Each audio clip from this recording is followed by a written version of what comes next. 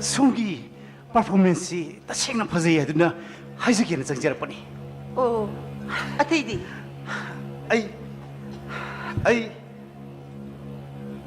숑부 다시는 오죠 비샤마니 아이, 능부 마사 강보금 따위. 아싱부디 강드리.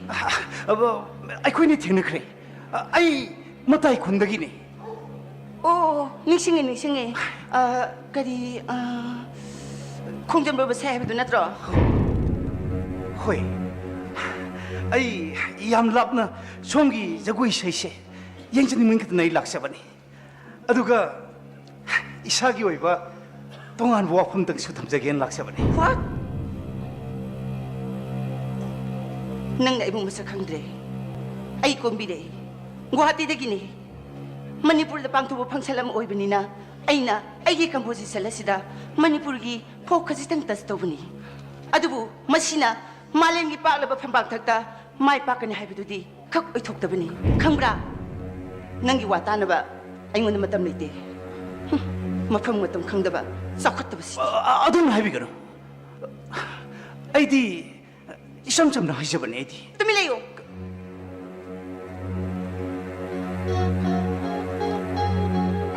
Nanggumba, mamalyaw da ba magawan sinaduna matamang ay pamde. 아이디 이samsam나 송기 퍼포먼스도다 송어티네 전ing도나 아이디 성제라버니 가리긴 어이부 아도얌 란 로비리부도 뭐 Nanggi miyeng aduna loli ba maroldo ay tukate kangbra. 뭐람디 Malamay babu. Kununggi isay matan mata karana malengi palabi istes matata kakabang amloy. Kanada bada natungna uliba nanggumba mamalyaw da ba mana ay wanda kalibu wakalado sa ini ba natin kari ini. Sa isagira. Ha? Nang ikaw kangbra ba? 와하이도 먹디 아이나 돈덕이 다저루다버네 Sidagi hin ba yam lakini nang thamu yang kaya kanina. 아둑 속초봐 아둑 나쁠까봐 Kari ginone siya ba kung jomper ba sakpo nang na ay wanda disturb ba sanday sa kanino. 아이세 손도 디스럽도 원하대 손을 강도하고 감팅해도 아니 손을 딱 비버네 Kok yaw da ba? Nang ikaw sa kangbra.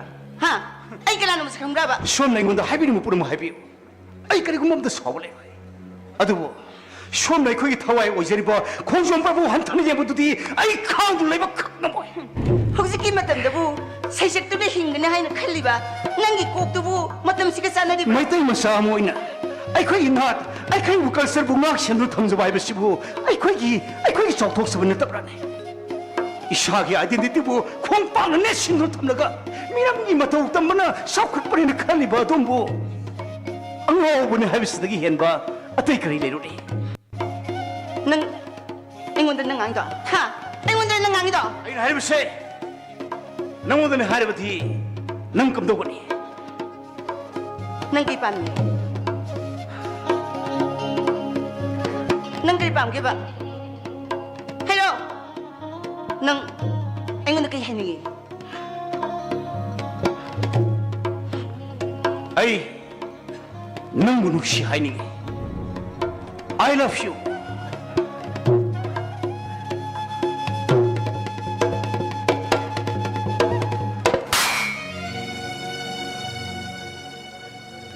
Nang nangasi. Ay ngonda halwa haydo. Matungda amuk kan hagi kan gano. Sakot tabi sidi. 아이 그래마 때리기노 아유 그 동네 보이노 그러나 나그라노 헤이 나가노 해버리 나가노 아이 못하니 이보 도와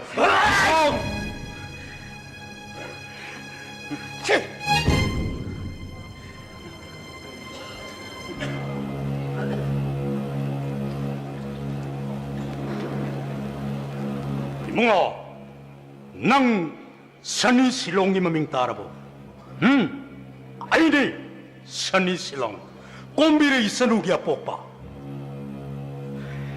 어이 낭나이 거의 가와띠 되게 낙버이나 우쳤대 브라우 낭기 나름 저쪽에 헤로디 낭 낙비 펌리때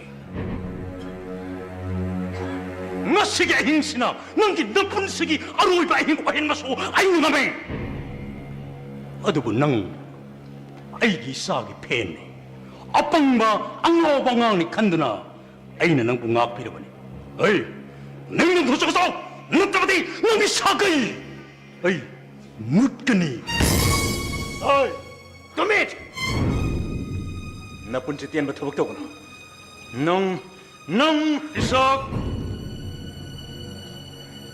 능 아이 거기랑 봐사대 남이나 파고 깐니 뭐야로도 뭐 스타르시다 능나 능긴다 꼭구나 능긴다 꼭시나 나 꼭시나 칼리마 간다 능 Ay nang mukhang eh. Ay nang biyam mon na kang eh. Sige daw wagi kang pam niyo ba kung jom barbasak ba. Daning arpom. Mina ne kwidra ba kung jom barbasak ba. You never expect excellence against me. You fool.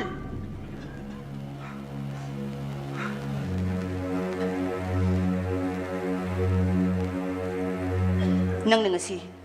Ay ngonda hai kiba. I love you hai ba wahai do. Ngasimag, hogsimag kudagat시도 withdraw ta고 다보니. 운샤도 와이코메 아픔 먹고지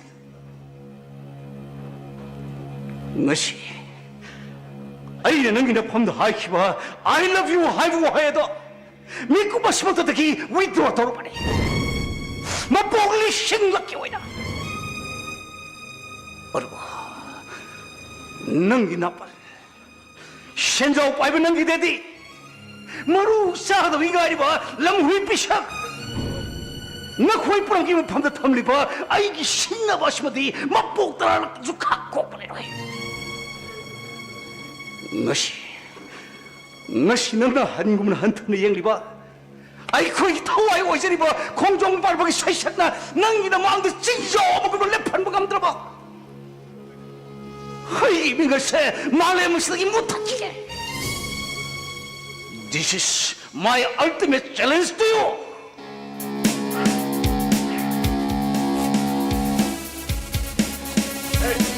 이석 wait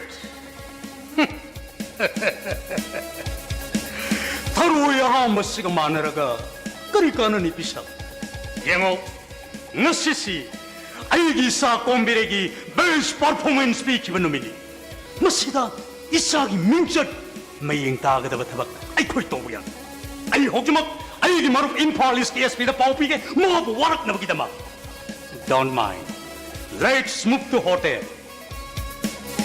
baby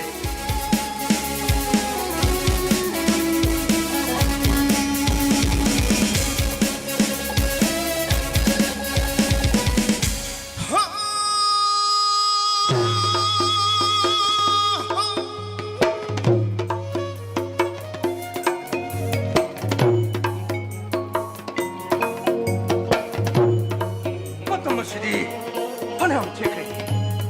彼のマントス。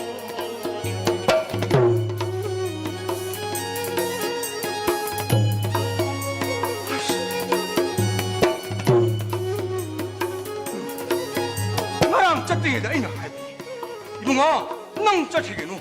마담 나가 받아봅시다. 이빠이 들레이름들 레이브 농아이때 하리. 아, 마마 나가 뭉쳐미라리 하리. 마수 사람다잉아, 어두다. 타부 아물 내리 해볼 거리노. 마탐 내 짤까. 가난 우리 마나. 아속 타와 있다니 얘는 비세 시작비도 봐. 아, 어속 비싸니도 봐.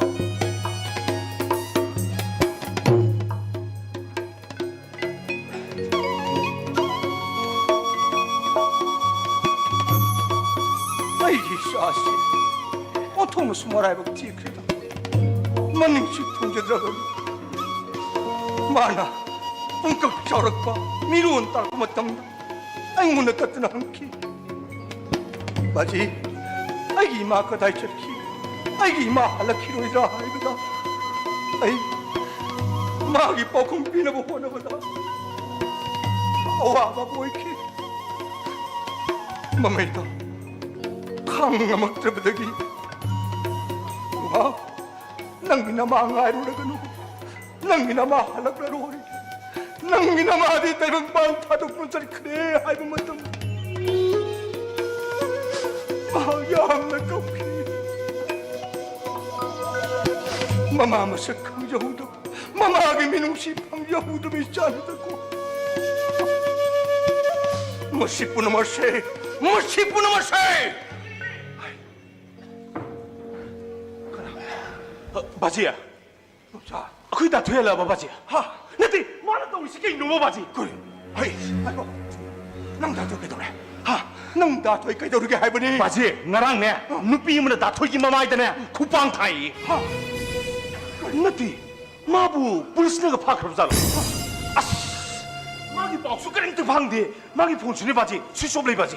하, 그리누야 할시보. 가만히 도리시디라. 바지야.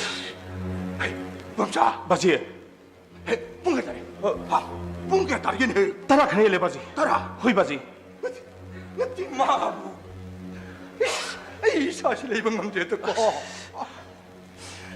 아이, 나이고, 그나노 모두 구방 타레브는 비도. 어저 구샤비 이세적 비는 비도니 바지. 그래.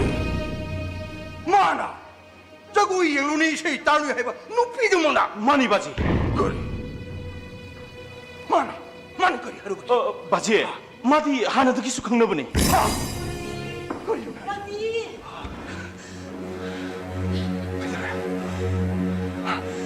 바지, 다 토일락질보. 락지네 해냥봐. 그이누가 마다우리시보? 폰데 로이 와이사이리바. 우리래. 능시답더라. 그이누. 능시답더라. 그이누 해보니바. 능싱이봐. 그이누 하이사. 홈스키 스타 싱글 콤비리 해비는 비도 마망체이다 발다 프로그램 뭐기 람드라. 람이, 능싱이거. 좀. 모두다 거기 마타이 콜레시스 람드라. 쭈미 누미뚜다 팟판다 따토이가 코이 홈 불럽 탱나 크리두디. 나가고. 그리기 마디에 거기 뭐 따이 군시들 아미바. 바지, 곰비리 해본 누피도 마기 사이삭박이 임판다 락빠네바고 아데기디 마세 아코이 마타이 쿤시드 시오라미바 아코이 따토이디네 바지 곰비리 해본 누피도기 샤이드네 뿡아웅아우니바고 바지 마기 생원 마삭도 우보다 뿡아웅 키바이와니세 바지 따토이디 가심다 카이라모이다 누미뚜다. 누비두는 다 토이부 양 오시던 사이비키. 그리 하이나. 아따이기나 떼다 바지. 그리 말하니. 아코이 다 토이디 이samsam나 마디 콩좀 빨바삭바니나 하이루바. 아두기니 바지. 그리. 그리기 마디 하이로리바. 바지야. 콩좀 벌봐 해보시. 아이니 야없는 밤되는 석기. 이래 빡 이름도 멋있게 사획 사이다니 간드나 타모이들 저 꼭적히. 바지 가지고 콩좀 벌봐 섞고 미쳐 오르고더기 아이분 티나타이키 미나이분 따이원는 칼키. 바지야. 아이분 시부 미망라이 카토니 올람리. 바지. 분시시라 아무 하늘 콩좀 벌봐 서로를 간주보다 마느디 밤에 하이들 똥키 아이네디 끝내 약해. 바지야. Aduh, mapaigi ihulaw din na mahak kong doon parabatang ki matay na sakit. Mapaay na pangki ba ikay ba may tiba damak na si mahak sa na panglabo ko. 바지 누미뚜다. 누비두는 다 돌부 양 오시던 그림 내람이. 바지. ꯑꯩꯈꯣꯏ ꯗꯥꯊꯣꯏ ꯌꯥꯝ ꯋꯥꯔꯛꯈꯤꯕꯁꯤ ꯑꯗꯨꯗꯤ ꯉꯔꯥꯡꯒꯤꯗꯨ ꯇꯥ ꯊꯣꯏꯅ ꯍꯥꯟꯅ ꯋꯥ ꯈꯔꯗꯤ ꯁꯣꯏꯗꯅ ꯍꯥꯏꯔꯝꯒꯗꯕ ꯃꯥꯜꯂꯤ ꯑꯁ ꯑꯩꯈꯣꯏ ꯇꯥ ꯊꯣꯏꯁꯤꯁꯨꯅꯦ ꯄꯨꯔꯥ ꯃꯆꯤꯡ ꯑꯃꯅꯤꯅꯦ ꯃꯥꯅꯕꯨ ꯈꯟꯈ꯭ꯔꯗꯤ ꯁꯨꯍꯣꯡ ꯍꯣꯡꯗꯕꯅꯦꯕ ꯃꯝꯆꯥ ꯕꯥꯖꯤ ꯆꯠꯂꯣ ꯕꯥꯖꯤ ꯅꯪ ꯇꯥꯗꯣ ꯂꯦꯡꯒꯩꯗꯣ ꯂꯩꯕ꯭ꯔꯥ ꯊꯪꯉꯨ ꯍꯧꯖꯤꯛꯃꯛ ꯏꯝꯐꯥꯜ ꯆꯠꯇꯕ ꯌꯥꯗꯦ ꯕꯥꯖꯤ ꯆꯠꯂꯣ ꯆꯦꯟꯊꯔꯒꯅꯨ ꯆꯠꯂꯣ ꯆꯠꯂꯨꯅꯦ ꯅꯪꯕ ꯐꯅꯤ ꯕꯥꯖꯤ ꯑꯩ ꯂꯩꯕ ꯌꯥꯔꯛꯇ꯭ꯔꯦ ꯍꯥꯏꯕꯅꯤ ꯃꯥꯒꯤ ꯃꯑꯣꯡ ꯃꯇꯧ ꯑꯗꯨꯒ ꯐꯠꯇꯅ ꯊꯣꯛꯑꯕꯗꯤ ꯄꯨꯝꯅꯃꯛꯁꯨ ꯁꯣꯏꯅꯕ ꯇꯥꯔꯦꯅꯦ ꯅꯪꯕꯨ ꯆꯠꯂꯨꯅꯦ ꯇꯥ ꯊꯣꯏ ꯗꯣꯏ ꯂꯥꯛꯑꯦ two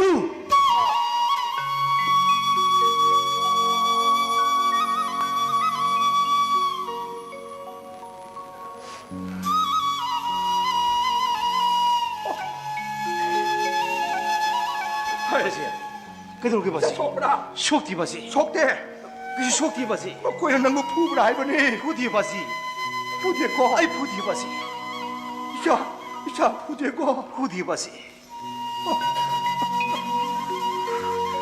바지 그래도 그렇게 바지 바지 그래도 그렇게 바지 그러게 깝이는 바지 시 깝고는 시 바지 아이 그 슈동 디시 angauba nang maduna tawa huna bro ha nang ipau tabdi pa kari wereng moni nang khangda ha ai nang se ai gidi tang laba mani matum ni ne pa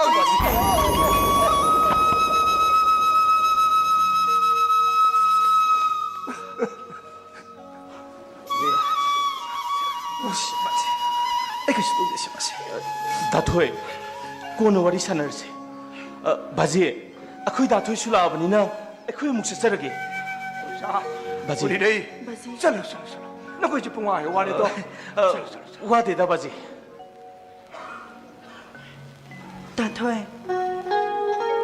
चलगी को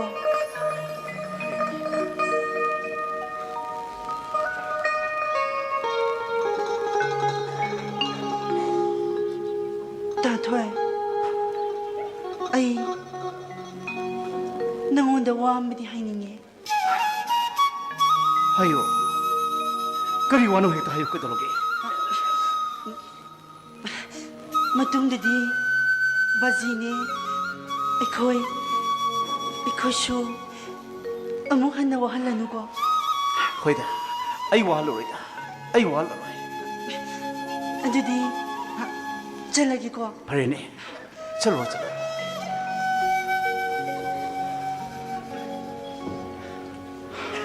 ai karigino nangna miga mungna rudibadi 바지 마기 미고 싶다 봐 아이 뭐 한탄이 뭐 마기 뭐 못도 아이 강을 내번 감대 바지 ai madudi magi atado mapung phaji takcharabani ne maduda nangna magi thakada komtra karigi mana phang thoke 바지 yare ai bom samadi uri lawina tare natik na parsadna lamba phang da karigi lamuri ha ai khoi dia chon bani ne ai khoi na kana bu sing na gani ha bai bunga nang ai khoi gi pursi ai khoi gi taibam nang khang la bun na 바지 머두기 맞다면서 허식들 로이 그래 바지 아두고 아이기 타모의 시다 싱나바마디 아두막 뚱들을 내리 바지 kari sing na ba kana bi sing na ba 라이오이 카바이 빠이 뿌싱을 탐비란 바 아이 거기 타와이 오이저리 공존 빨보고 한탄에 예키미 하가도 아이 거기 땅을 봐 아르포머스나 마부 엄땅 마이 키고 비와 해보세 나스 아이 랭들 보고 승리네 바지 뭐 심었던 니네 사이는 빵 톡스만 넘봐 나스 아이 방도 타우나 비우비 바지 구나 비나 비우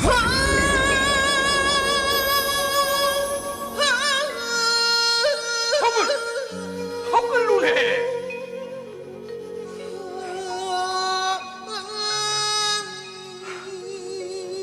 양아 이빠게 싱리를 제일 입을 신을 냅두면 가이 이짱에 닝 통나봐 이빠 호나가지 바지 렘 나마 이빠 저렇고 바지 चलो इपान शाका लोयरबनी 나 피노도 홍도 짝잔 독시 좀 아니 마시.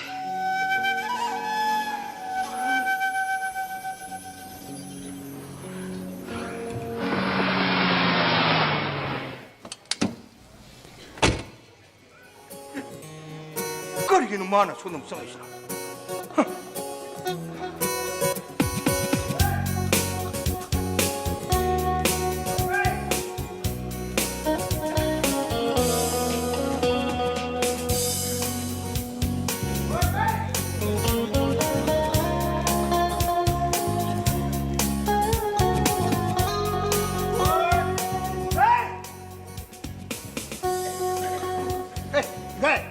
이바이 레비라 뭐야 노아리 이바이 나신 코름저리 야이파레 아 야래 아이 낭께도 올라오나 하 늦지 아이는 나온다 mamangda yung musta chang kanu la kanu habji karo na hai kanu matro ha sayausidhi tan kairena chalo karino ni bai la pada ngai phammo phamdri eta chalo en talisbo nati hui hogong tan nong talisbo nati ibai gi thamoi bu karina saba thamoi ha hangoi gi thamoi ro ai nang hai ni to kai no hayo ha nang hai ni pu hayo adu ko ne nang chalo go o ai na hining budi yam yami bo loi hairam ge loi na hai bada chaurang na pung ahum mukti changadra aro ibai sum le pa sum ngang le diam warani nga tang phang ni ko nga tang phang ma sum hai na se hairo nang hai to hairo to chat lu hai ba si bai yam thu na taning bai mong ni se bai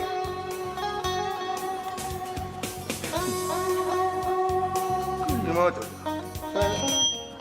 se bai lo lupa lising ani lupa lising kari sa no ha ai no chen piu hai bro ai ni mamang ta ka na hai ram tro nang ai chen pi no hai ba je ha yare ai na sen piri se ibai dani ko sen lo ka da bai bai na pang mu kanu se sen pi bai se maram lai tana pang pi da pi ya puti se maram lai tana piri ni kari madam program gi kari program ningon chako ba nongan ba nongmai jing numit tang taraga ni pan se sendekriti auditorium hall da khongjom parba phangna ba lai maduda ibai bo su khongjom parba phangna ba yawi ga tabni madu gi advance ne amta paisen jusi ba amta paisen ai 공정 버버 삭제 프로그램 삭제시는 강남으로 하 ai hậu mi gi kulang suba larang suba kolong komban tok tok tare habsi는 강남으로 하 야래 쩔 짤로 하이버니 아주 그네 나는 강으로 밤나 낭람 비즈가 튀나보다네 ai 근데 이바이 하는 거구나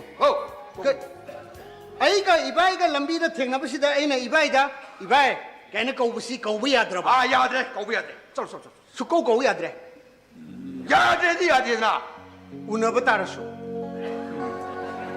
unaba tarabasu kari gumba na thaiduna chalage udanaba aiga kari gumba na ka lambida thengna rasu kaura roi aigi ichil sina ibai haina ibai haina ibaida hajjagreda mapok chama punsiu ko sagon jenti jendra hajjagreda 아 야래 짤로 해봐 hauji matamda bu khongjom baro sa kana tabi ga durnu hai ba ibai aina tadawristi o to ina sabti hai ba challo hai ba bai agna sumungna gumsida ibai gi history punamak ai gi khutta loina leida ha aina wasi mathi phongna ra di hoji ibai pungchai chai shen nasanu pa chawre pakham phare yama oh ai wase kanada su karisu mana manen nai biroi da yari hai ba adu bu ibai nasanu pa si kanana puno hai ba simati ai tu na chalo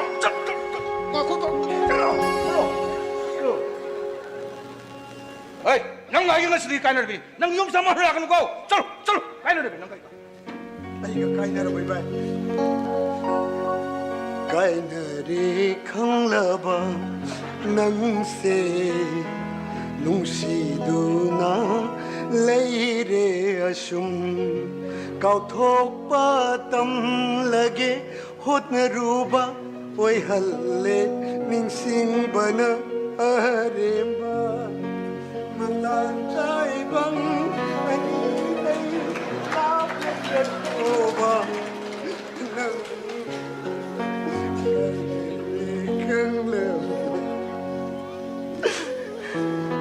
이봐이 ꯅꯪꯅ ꯂꯝꯕꯤꯗ ꯊꯦꯡꯅꯔꯁꯨ ꯑꯃꯨꯛ ꯍꯟꯅ ꯍꯌꯦꯡꯗꯒꯤ ꯀꯧꯔꯛꯑꯅꯨ ꯍꯥꯏꯔꯃꯤꯅ ꯑꯩ ꯑꯃꯨꯛꯇꯪ ꯄꯦꯟꯅ ꯀꯧꯍꯧꯈꯤꯒꯦ 이봐이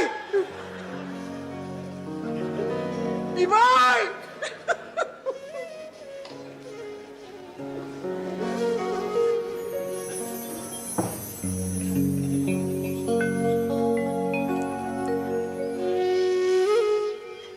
셋. 낭 이바이브 와로고는 거. 이바이 강이네. 낭 나바이브 눅시하이브 시바이 강이네.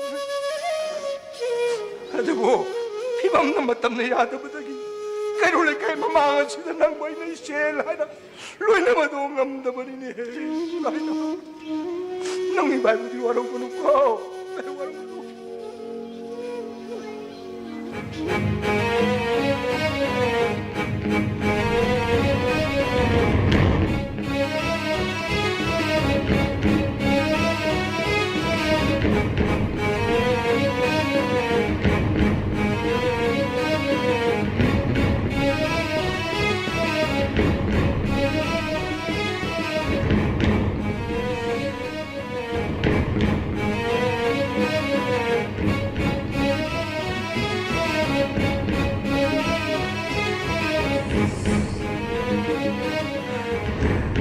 Karino mana toribasibo?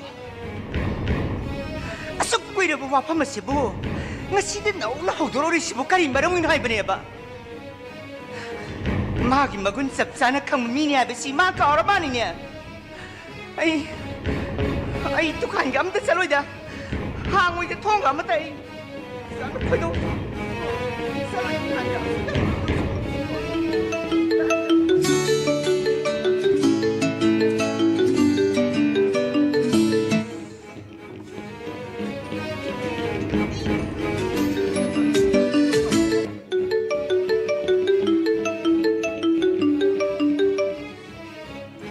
Hello.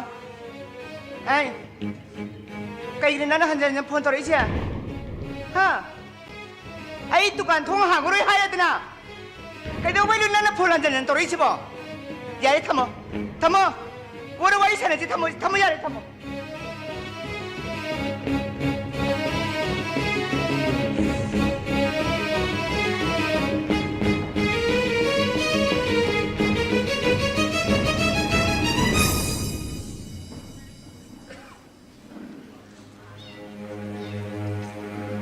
Kaya nang to siya.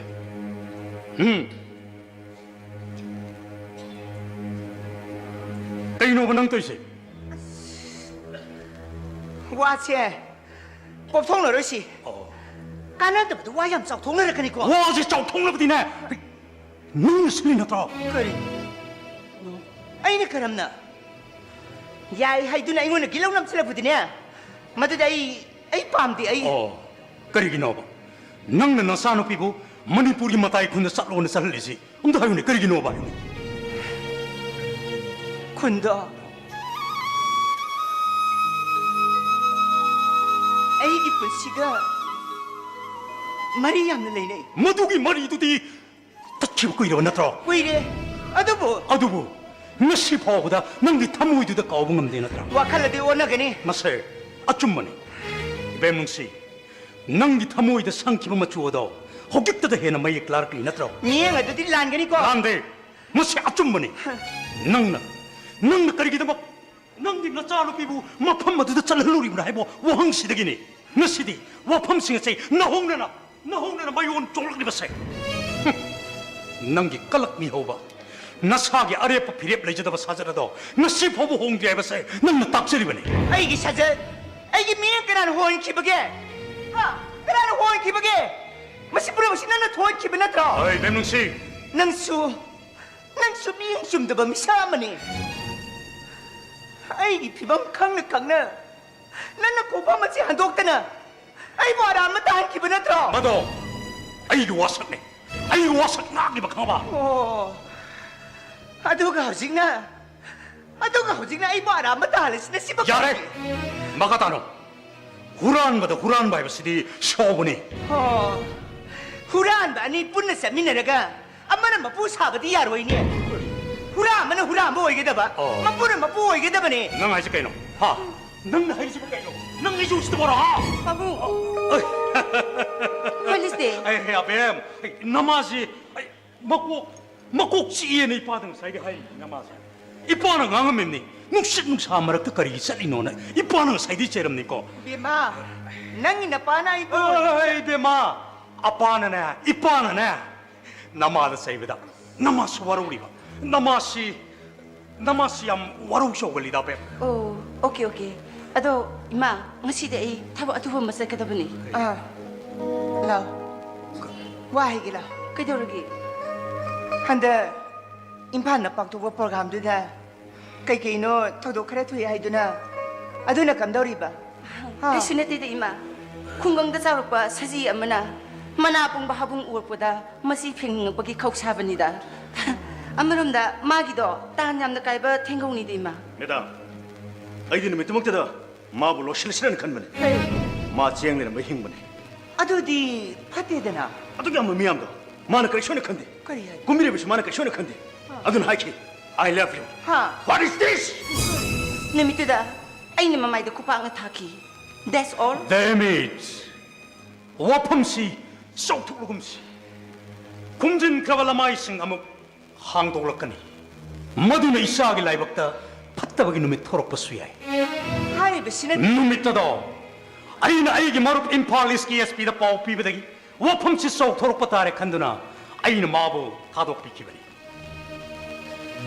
adudi meterasi line lobudi sumdine 메타르 코디막 아라이버 못들 레이티 라인 로브기 까나버 레이버디야 루슨 로브기 아끼버 라퍼 수야 Anyway let's try to take it easy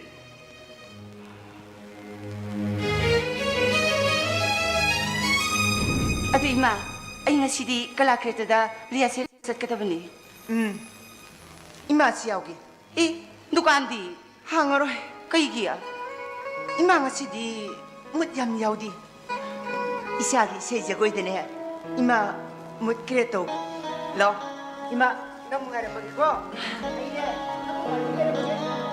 aine 너희 담하고 와리 사나 기도리브라 입니다 이마사디 타박 잘라게고 예 버립니다 나가 에이 마시디바 kumire 까디 아이코니기 메타드나 감독과 이바니기 그런 미터 호이 강진아 너부터 오노 아이다 생각 강데 아이낭기 뭐야 못 넣을래 에 아이기 말함들이 까리 칼리바 레 말음 남래 타모기 머리 쓸래 따비샤 아이네 능부 따비샤 하이두나 레스펙 떠우리 마시디 타모이기 말이 나때 마시기 말이 시디 쿠다가시다 미코바시다 딱키바수야 kumire 하우나 나쁜 간 아이는 뭐 펌실라이셔 넌 걱정이니 only you You are only paid employee of my father. Nothing beyond that. Ay kalakit sa kadamli. Gari tugdo. Tingilaw.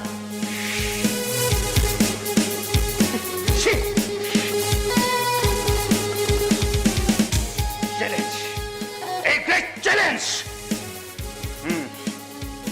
넌 아이 걱정이니 아이 걱정이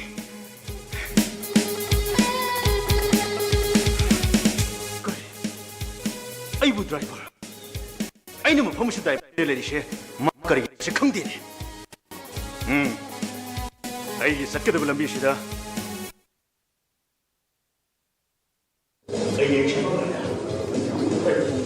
아이 힘은 두포스 그리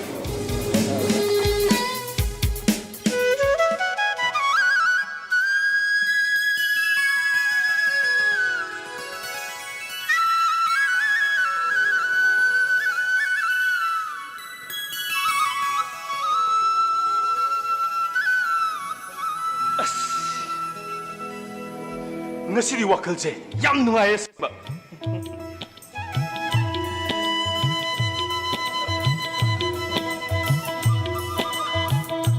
아시부 우리를 나타내 우리래이다. 마시 아이나 땅부터 와시 따라디마 하라고는 시리시 마세. 아이르게. 아 우리래이. 우리래이.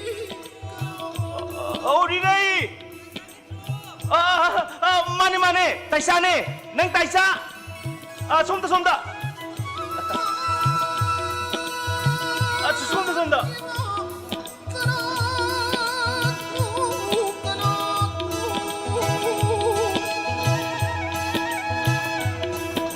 이마 다이사 하오.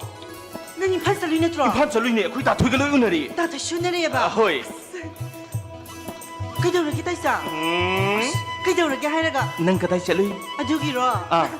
마카롱기 니 똥비 호이드네 마카롱기도. 피하우비 와리 사루이니 아동말고 năng 한덕 씨 아육롱 틀립니다. 강덕의 비에 좀 사도는 떨려야 해. 그이기노 봐도 나 농어수 아행다 비 사버기 방금 뒤에 먹곤 똑딱 먹곤 따. 아두수 아이 낭보다 너희덕이네 해. 그이기노 봐는 아육롱 틀립니다. 아행 그린기 비에 좀 사도는 떨려도. 아두부로 다이사 아두덕이 방어법 빠이 사두나네 아이나 다 되기 마땡 빵두니 강어버 아두디 안 파이나.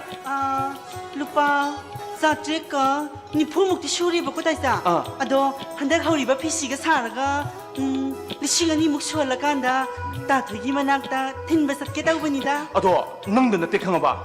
아이주네 빠따 꿈드나 담복도 안 되나. 달리. 아두덕이 아이 이엔 마룸 꼭비 그럴 있다. 레이 마룸 친구도 유월가 아두덕이 방법 पैसा네 담복도 안 되기 पैसा네 풀 분질러가네.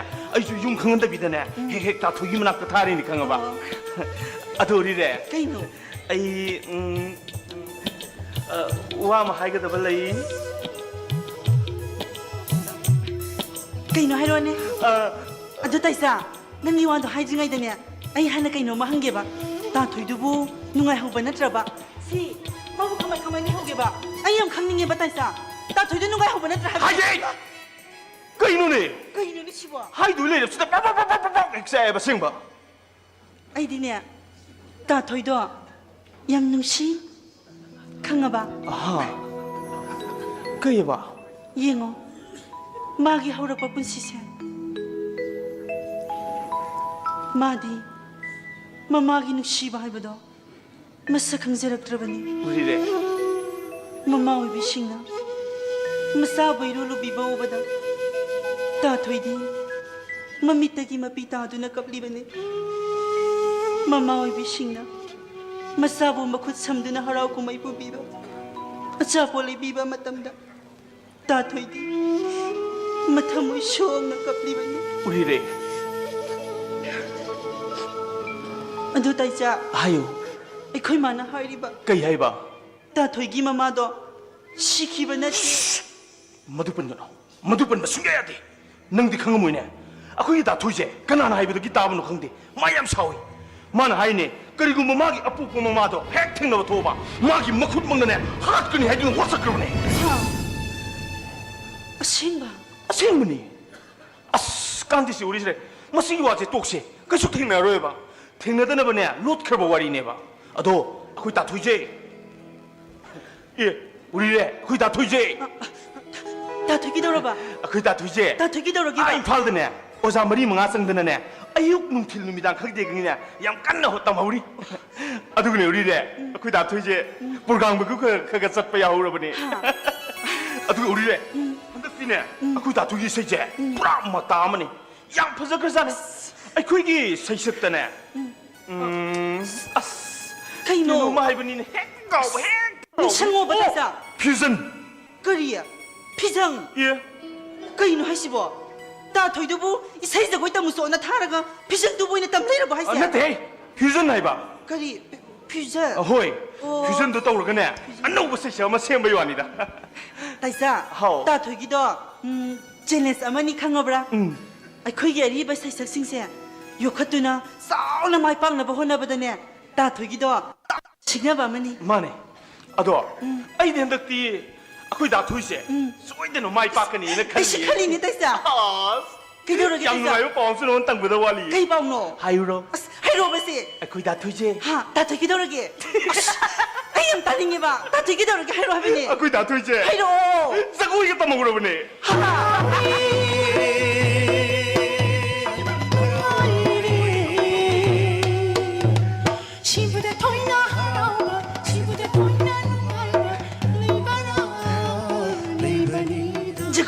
ꯍꯣꯏ ꯍꯩꯕ ꯍꯩꯖꯥꯠꯅꯅꯦ ꯑꯩꯗꯤ ꯇꯥꯊꯣꯏꯒꯤ ꯖꯒꯣꯏꯗꯣ ꯌꯦꯡꯅꯤꯡꯕꯅ ꯁꯤꯔꯦꯗ ꯑꯗꯣ ꯎꯔꯤꯔꯦ ꯌꯥꯝ ꯌꯦꯡꯅꯤꯡꯉꯤꯗ ꯎꯔꯤꯔꯦ ꯑꯩ ꯅꯉꯣꯟꯗ ꯋꯥ ꯑꯝꯇ ꯍꯥꯏꯒꯦꯅ ꯑꯝꯇ ꯉꯥꯏꯈꯣꯍꯦ ꯃꯤꯅ ꯁꯣꯝꯗ ꯃꯨ ꯂꯩꯈꯠꯂꯀꯥꯟꯁꯤꯗ ꯅꯪꯒꯤ ꯑꯗꯨꯃꯥꯏꯅ ꯀꯥꯟ ꯆꯥꯟꯗꯅ ꯃꯤꯂꯩ ꯂꯥꯡꯕꯗꯣ ꯇꯧꯔꯛꯀꯅꯨ ꯍꯥꯏꯕ ꯅꯠꯇ꯭ꯔꯣ ꯑꯩ ꯇꯥꯊꯣꯏ ꯃꯅꯥꯛꯇ ꯆꯠꯅꯤꯡꯉꯦꯗ ꯑꯩ ꯇꯥꯊꯣꯏ ꯃꯅꯥꯛꯇ ꯌꯥꯝ ꯆꯠꯅꯤꯡꯉꯦ ꯑꯩꯈꯣꯏꯒꯤ ꯏꯪꯈꯣꯜꯗ ꯍꯧꯔꯤꯕ ꯀꯣꯕꯤꯗꯣ ꯐꯨꯜ ꯂꯦꯛ ꯀꯥꯔꯛꯄꯒꯅꯦ ꯄꯦꯛ ꯂꯥꯎꯊꯦꯛ ꯑꯩ ꯇꯥꯊꯣꯏ ꯃꯅꯥꯛꯇ ꯄꯨꯔꯒ ꯆꯠꯀꯦ ꯏꯃꯥ ꯃꯁꯤꯕꯨ ꯋꯥꯅꯦꯅꯕ ꯍꯣ ꯅꯪꯒꯤ ꯀꯣꯕꯤ ꯐꯨꯜꯗꯨꯗꯤꯅꯦ ꯏꯝꯐꯥꯜꯒꯤ ꯈꯣꯏꯔꯝꯕꯟ ꯀꯩꯊꯦꯜꯒꯤ ꯂꯝꯕꯤ ꯃꯇꯥꯏꯗꯣ ꯑꯗꯨꯗ ꯄꯩꯗꯅ ꯇꯥꯞ ꯇꯥ ꯂꯩꯍꯧꯔꯕꯅꯦ ꯃꯁꯤꯕꯨ ꯋꯥꯅꯦꯅ ꯄꯥꯈꯟꯗ ꯍꯦꯛ ꯈꯜꯂꯗꯅꯕ ꯑꯗꯨ ꯎꯔꯤꯔꯦ ꯑꯩ ꯋꯥ ꯑꯝꯇ ꯍꯥꯏꯒꯦꯕ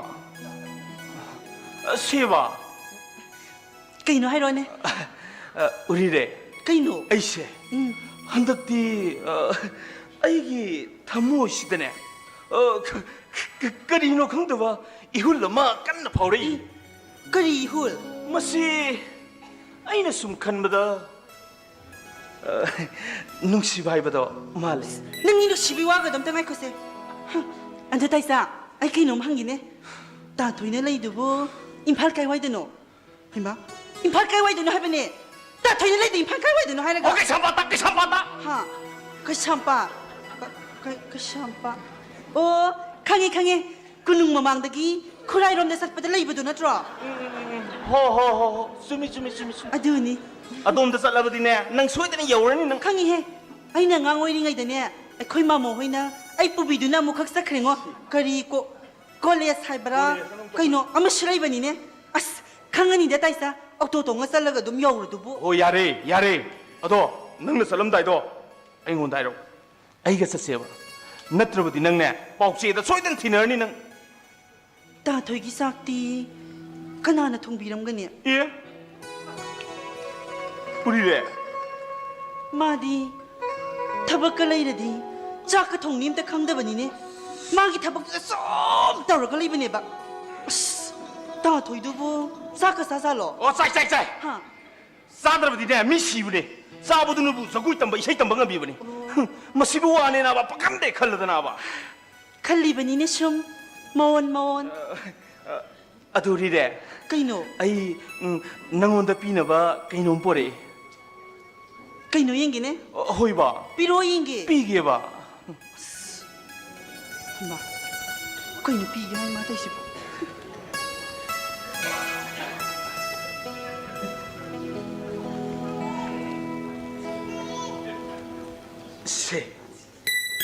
신이 퍼져들아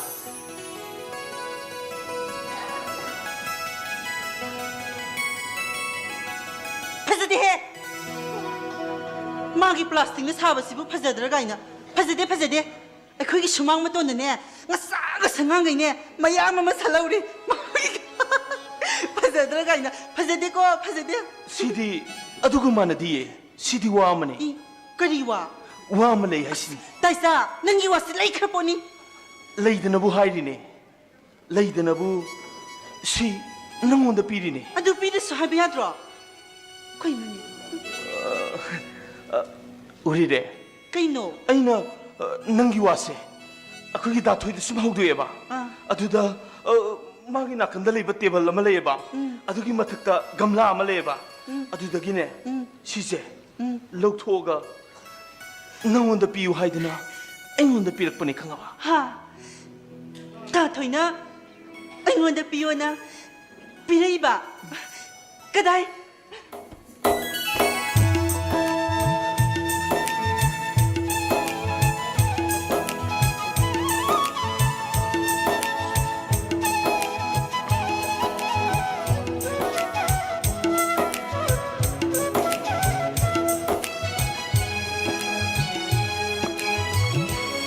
우리래 ꯅꯪꯅ ꯂꯧꯅꯕꯅꯤ ꯍꯥꯏꯗꯨꯅ ꯑꯩꯅ ꯗꯥꯊꯣꯏꯅ ꯄꯤꯔꯛꯄꯅꯤ ꯍꯥꯏꯗꯨꯅ ꯑꯩꯅ ꯍꯥꯏꯖꯤꯟꯕꯅꯤ ꯇꯁꯦꯡꯕꯗꯤ ꯒꯨꯂꯥꯞ ꯑꯗꯣ ꯑꯩꯅ ꯅꯪꯉꯣꯟꯗ ꯄꯤꯒꯦ ꯈꯟꯗꯨꯅ ꯂꯩꯔꯛꯄꯅꯤ ꯑꯗꯨꯕꯨ ꯀꯩꯁꯨ ꯀꯥꯏꯗꯦ ꯂꯧꯕꯗꯤ ꯅꯪꯅ ꯑꯩꯒꯤ ꯈꯨꯠ ꯑꯁꯤꯗꯒꯤꯗꯤ ꯂꯧꯈ꯭ꯔꯦꯗꯅ ꯑꯗꯨꯕꯨ ꯎꯔꯤꯔꯦ ꯒꯨꯂꯥꯞ ꯑꯗꯨꯗ ꯌꯥꯎꯈ꯭ꯔꯕꯅꯤ ꯑꯩꯅ ꯅꯪꯕꯨ ꯅꯨꯡꯁꯤꯕꯒꯤ 이틀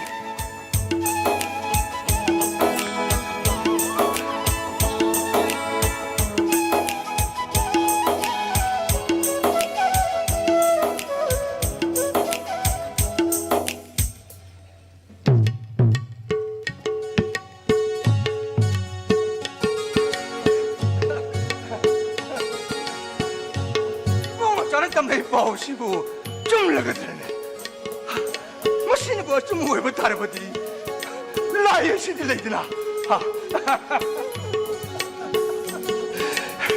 에 달방 시해본 맛 보이붕어 아이 자기 망절이면 망 보는 맛이 너무나 뜨거 너무나 소이드만 파우나 한데였고 말해봐 이리와 아이 자기도 뭐 아이 hin키니 자기도 먹다 해마부 샤기레 박도 팟다밤도 토한비가 놓고 마부 뽀뽀 신기 만웅도 아이 냈다봐 마이 뿐시다 까남다 택나한비가 놓고 누가 마나 사이 하리 벌라만 쿵닝박이 와서 뚜무땅대 해붕아 마두마땅대 낭난해 통한비가 놓고 Oi, maki punsida mana karigong ba sakhi wasama lermaba. Mado soy dana mai pang na pangtok pangamba oira sanu. 아이 까이노는 낭 Ibai. 까이노는 하이가 Ibai na sing khorim jadi. Ibai pare. 야래 난 개도 올라가나 Ibai ai si handak si thabak khara chille. Aduna ai si anak pa ara pathi dana chatpa ya bai chatna thirure. Ibai 강 오더나 이바이 우나 버기 신지 바래 욕실락더나 이제 이바이 우나 버 장자라 이미네 그래 아이 우나부 신용나 이 이바이 우나 버기 신마 바요럭더나 이제 이바이 우나 버 장에 그래 게 우나 둘이봐 어이 아이 능 우나 밤대 아이 능 우나 버 밤대 거 거리기는 하지 보다 능 우나르가 아이 타모시 녹토게 또왜 예 이바이 좋아라 저래 이바이 타모이 녹탄 말라 뻔났지 아이디 이바이 타모이 더 마토 상블락 뻔이니 이바이 마토 상블락 뻔이네 이바이 녹타만드네 이바이세 학상수 야오는 손달이네 이바이 부 가우비르만이네 공좀란다 개버싱다 파우나브라자바시가 앙그레즈 란미가 싱마이 렘나드나 란 송나바 마탐다 삭파 탄타 사헷 사이다 뿜나막 이바이 가오르만이네 마탐마시다 이뿡어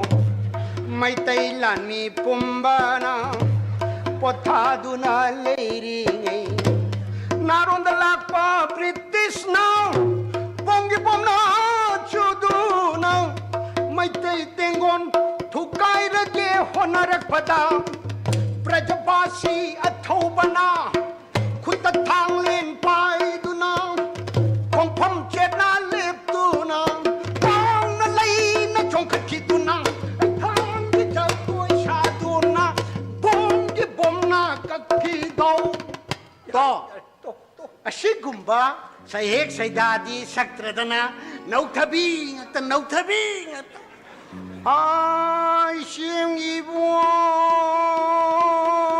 라이르바 이시엠 낭 와나 샤레 파할락바니다 꼭 ngasi koro nong da di ma palang de thok lu nu ichem gi khomlen mangla nungai ram de da ko lai re wa 오네 낭보 ichen ni wa bu ngak pi na ba shen bi na ba kana lai te da ko lai re wa ashina di bai ya rui me ba 아래 또이 따방함대 강방함대 또 아이고 낭나 아이 짜노 빠를 시본 할실거리 하리라 아두가 낭무 많으면서 큰브라 아이씨 마나 까나노 까리노 아이씨 마나 캉브라시로 호이는 만 이바이 마두데 하이디 마 캉데 아두데 하이디 노록다니 슈가이 하이디 하이디고 하이디 오니 바이 아이나 하이바부 거리 하리바 어이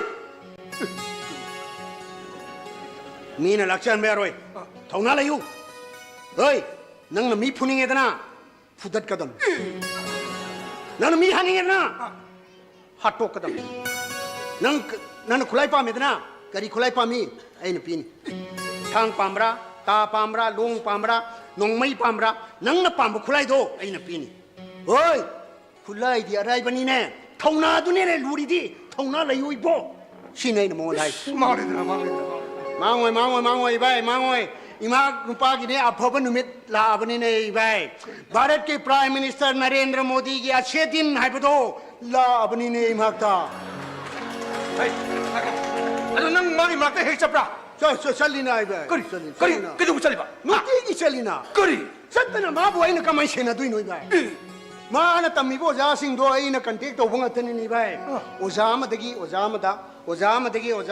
ai na ma se loi na thin tok thin jin dori mini bai ma gi oza sing ai na loi na tambi mini 거리 나가 담비리 보고 자신거다 na te bai ai na hai di mai oza sing du da oza imak se smai tak pi ho si tambi ho si tak pi ho hai ai na moi da hai bai wani da 마도부 난 나타오 거리 레게 아 아이 레디스니 마빠이 레디스니 ibai oi lau gi thabak ta chai an ba lauri sa ba kasin to wa ke do wa yam hai bi rang ni koi bai adu mo hauji ki matam da isha ma mi oi na ba sem bai je ibai oi gum na ya po te dai bai se se da bai se lo bai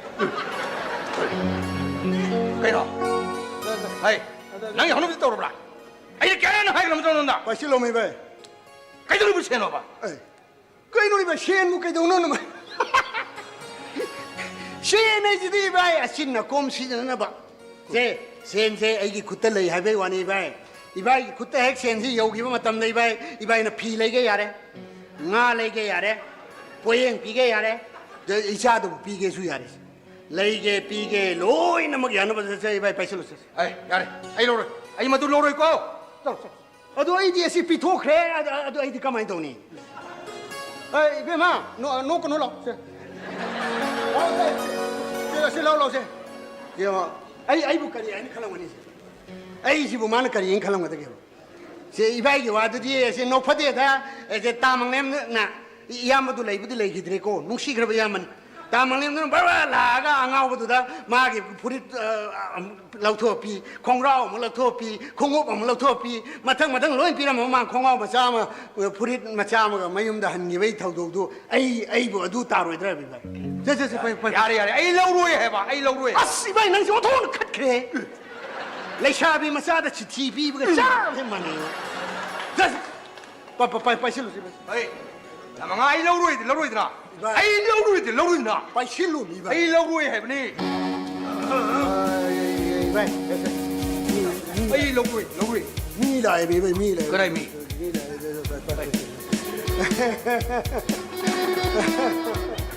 어이 이놈 던게 어이 어디 되니 ai kon da si de guati kari lawai de or da no 어이 이놈 방기네 아이기 미 비셔 거리 딱 비대 봐 asa ibai ma gi nau thabi si mo hori ni dei ni na nei bai sum takhale dia ba ai khoi so sum takhat ka da ba sum takhat ka da takhalo bai takhalo ai lei bai takhalo ne 어이 미 방기네 까나 저희 이게네 너 좌대 공룡 프로버 석과 si or de ya re 마이 마밍 두고 예 공동으로 섞어 해봐 아이네 너 이봉어 아이 허기티 석자들 이봉어 석자들 어이 너나 티네 마이 마밍 두고 거리 smaji so idur hu garan se 이부토이 해봐 많이 마수 아이 비샤니 이봉어 그래야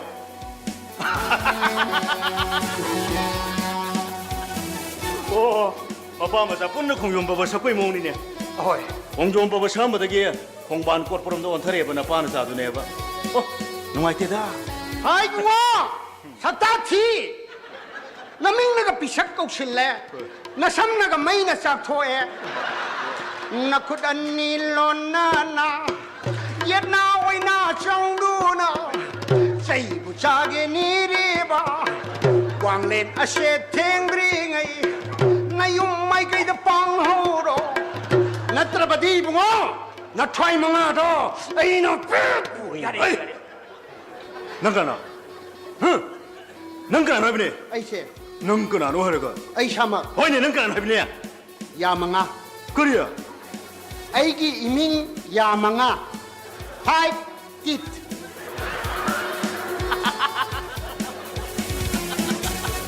민자지 보기 바로 해. bunga aigi ming taraga yamna paraktana balola ori banang hu kagero hu kagero 어이. 야 망아도 걔는. 응. 능보. 내야 망아 더 보라. 어이. 내가 가도 인게. 내가 가도 인게. 내가 가도 인게 비네.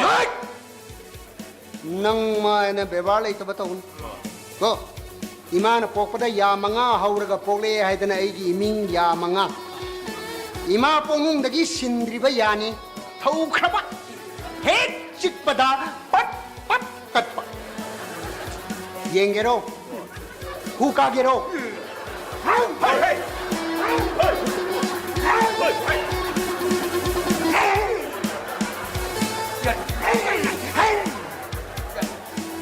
아무도 답도 용리니 낭부 좀. 자자 김이야. 이봐이 답도.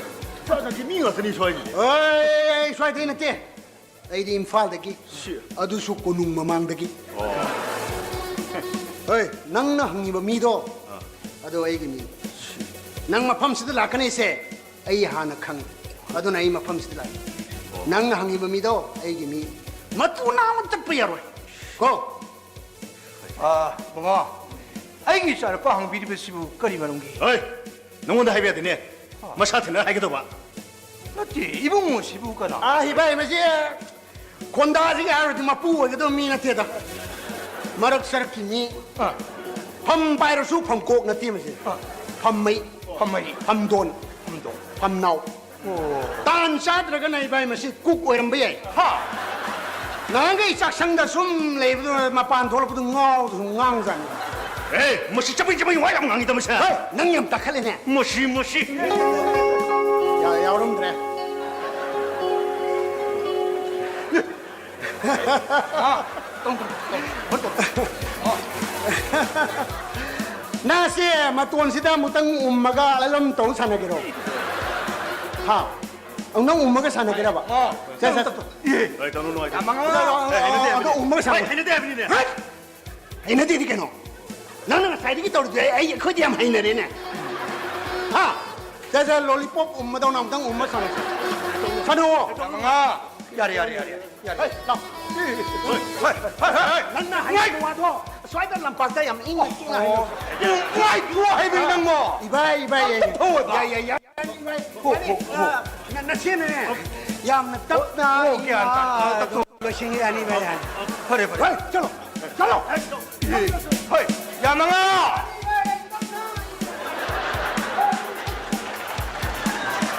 오호.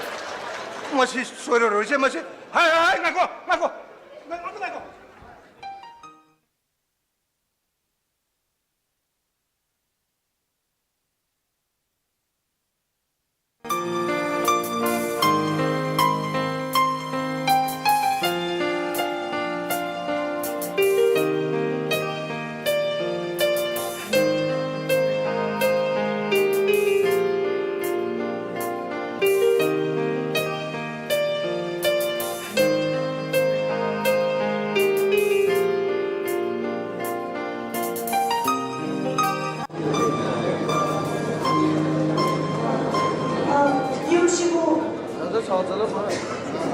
임시부 밀레브로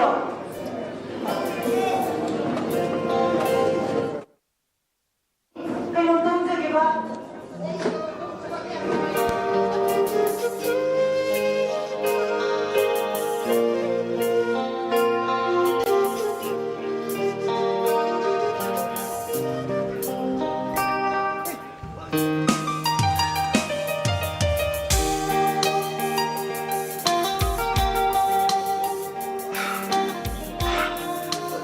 sorry. It's okay 그리.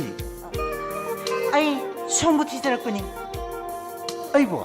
ꯉꯛꯄꯤꯒꯅꯨ ꯑꯩ ꯁꯛ ꯇꯥꯛꯆꯒꯦ ꯑꯩꯁꯦ media house ꯑꯃꯗ ꯊꯕꯛ ꯇꯧꯖꯕꯤꯅꯤ ꯑꯩꯃꯛꯇꯤ ꯇꯁꯦꯡꯅ ꯃꯇꯤꯛ ꯆꯥꯖꯗ꯭ꯔꯤꯕ artist ꯑꯃꯈꯛꯇꯅꯤ. 좀 혼내저리봐 해보더니 아이나 떠오저게 간자봐 타박 그야 아무 와리버니 혹시 아이디 ꯑꯗꯨꯒꯤ ꯃꯇꯥꯡꯗꯁꯨ ꯈꯔ ꯈꯪꯅꯤꯡꯕ ꯑꯗꯨꯒ ꯁꯣꯝꯒꯤ ꯋꯥꯈꯜꯂꯣꯟ ꯑꯃꯗꯤ ꯃꯤꯠꯌꯦꯡꯒꯤ ꯃꯇꯥꯡꯗꯁꯨ ꯔꯤꯄꯣꯔꯠ ꯈꯔ ꯁꯨꯝ ꯐꯣꯡꯅꯤꯡꯕ ꯍꯥꯏꯇꯥꯔꯦ ꯌꯥꯝ ꯅꯨꯡꯉꯥꯏꯖꯔꯦ ꯑꯗꯨꯕꯨ ꯑꯩꯅ ꯍꯌꯦꯡ ꯃꯇꯤꯛ ꯆꯥꯕ ꯑꯥꯔꯇꯤꯁ ꯑꯃ ꯑꯣꯏꯔꯕ ꯃꯇꯝꯗ ꯐꯣꯡꯕꯤꯕꯗꯨꯅ ꯍꯦꯟꯅ ꯐꯒꯗ꯭ꯔꯅ ꯈꯟꯖꯕꯒꯤ ꯋꯥꯅꯤ ꯑꯗꯣ ꯑꯩ ꯁꯣꯝꯒꯤ ꯄꯨꯟꯁꯤꯒꯤ ꯃꯇꯥꯡꯗ ꯋꯥꯐꯝ ꯈꯔ ꯈꯪꯅꯤꯡꯉꯤ ꯑꯩꯒꯤ ꯄꯨꯟꯁꯤ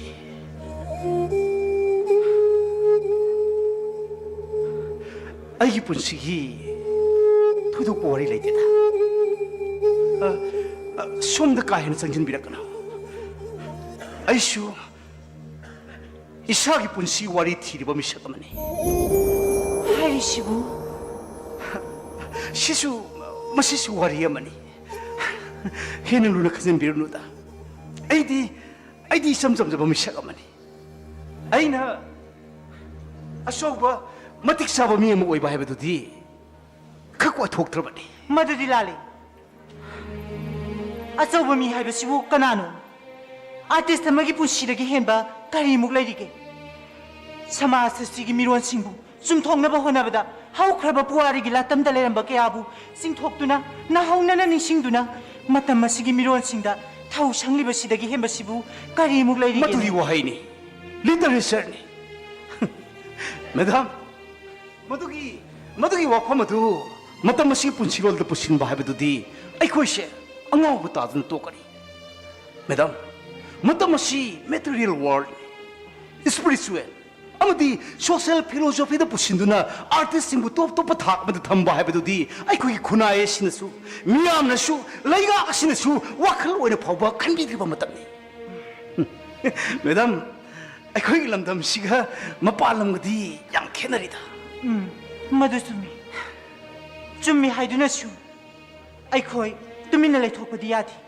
ꯑꯩꯈꯣꯏꯅ ꯑꯩꯈꯣꯏꯒꯤ ꯏꯁꯥꯒꯤ ꯊꯕꯛꯄꯨ ꯊꯧ ꯃꯁꯛ ꯈꯪꯅ ꯄꯥꯡꯊꯣꯛꯄ ꯃꯇꯝꯗ ꯌꯧꯔꯕꯅꯤ ꯌꯥꯝ ꯆꯨꯝꯕ ꯋꯥꯐꯝꯅꯤ 매담 ꯃꯗꯨꯅꯅꯤ ꯃꯅꯤꯄꯨꯔꯒꯤ ꯑꯥꯔꯇꯤꯁꯁꯤꯡ ꯑꯁꯤꯅ ꯁꯦꯟꯗꯣꯡꯒꯤ ꯋꯥꯈꯜ ꯊꯥꯗꯣꯛꯂꯒ ꯃꯁꯥꯒꯤ ꯍꯨꯃꯥꯡ ꯃꯊꯧꯅꯥ ꯃꯔꯤꯡꯖꯦꯜ ꯃꯁꯤꯡꯒꯥ ꯄꯨꯝꯅꯃꯛ ꯄꯨꯊꯣꯛꯇꯨꯅ ꯃꯤꯌꯥꯝꯒꯤ ꯈꯟꯗ꯭ꯔꯕꯁꯨ ꯃꯅꯥꯏꯒꯤꯗꯃꯛꯇ ꯍꯤꯡꯅꯅꯕ ꯍꯣꯠꯅꯖꯔꯤꯕꯁꯤꯡ ꯑꯁꯤ ꯃꯗꯨ ꯑꯁꯦꯡꯕ ꯂꯩꯑꯣꯏꯈ꯭ꯔꯕ ꯑꯩꯈꯣꯏꯒꯤ ꯏꯄꯥ ꯏꯄꯨꯁꯤꯡꯅ ꯊꯝꯕꯤꯔꯝꯂꯤꯕ ꯁꯅꯥꯒꯤ ꯆꯤꯡꯖꯥꯎꯅ ꯊꯝꯕꯤꯔꯝꯂꯤꯕ ꯑꯩꯈꯣꯏꯒꯤ ꯅꯥꯠ ꯑꯩꯈꯣꯏꯒꯤ ꯀꯜꯆꯔ ꯑꯁꯤꯕꯨ ꯃꯇꯝ ꯑꯁꯤꯒꯤ ꯃꯤꯔꯣꯜꯁꯤꯡ ꯑꯁꯤꯅ ꯉꯁꯤꯁꯨ ꯈꯪꯕꯤꯗ꯭ꯔꯤ ꯎꯕꯤꯗ꯭ꯔꯤ ꯃꯅꯤ ꯃꯁꯛ ꯈꯪꯗꯕꯁꯤꯡꯅ ꯑꯩꯈꯣꯏ ꯃꯅꯤꯄꯨꯔ ꯃꯆꯥꯅꯤ ꯍꯥꯏꯗꯨꯅ ꯆꯥꯎꯊꯣꯛꯆꯕꯒꯁꯨ ꯃꯁꯤꯃꯛꯇꯤ ꯑꯩ ꯇꯁꯦꯡꯅꯃꯛꯀꯤ ꯅꯣꯛꯅꯤꯡꯕ ꯄꯣꯛꯏ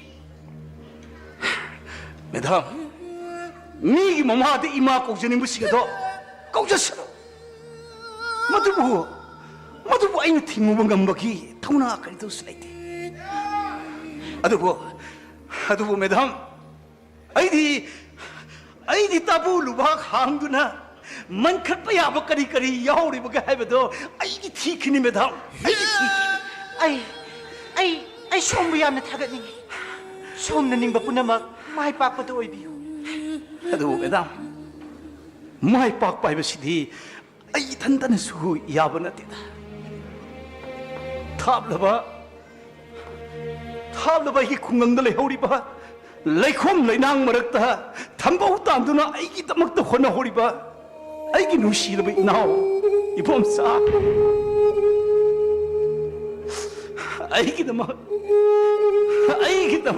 아히는 나이드나 피살로 사도드나 이게 다 뭐 아우하버까야 강하우리비 아이게 궁강기 이살 우리다이 아이게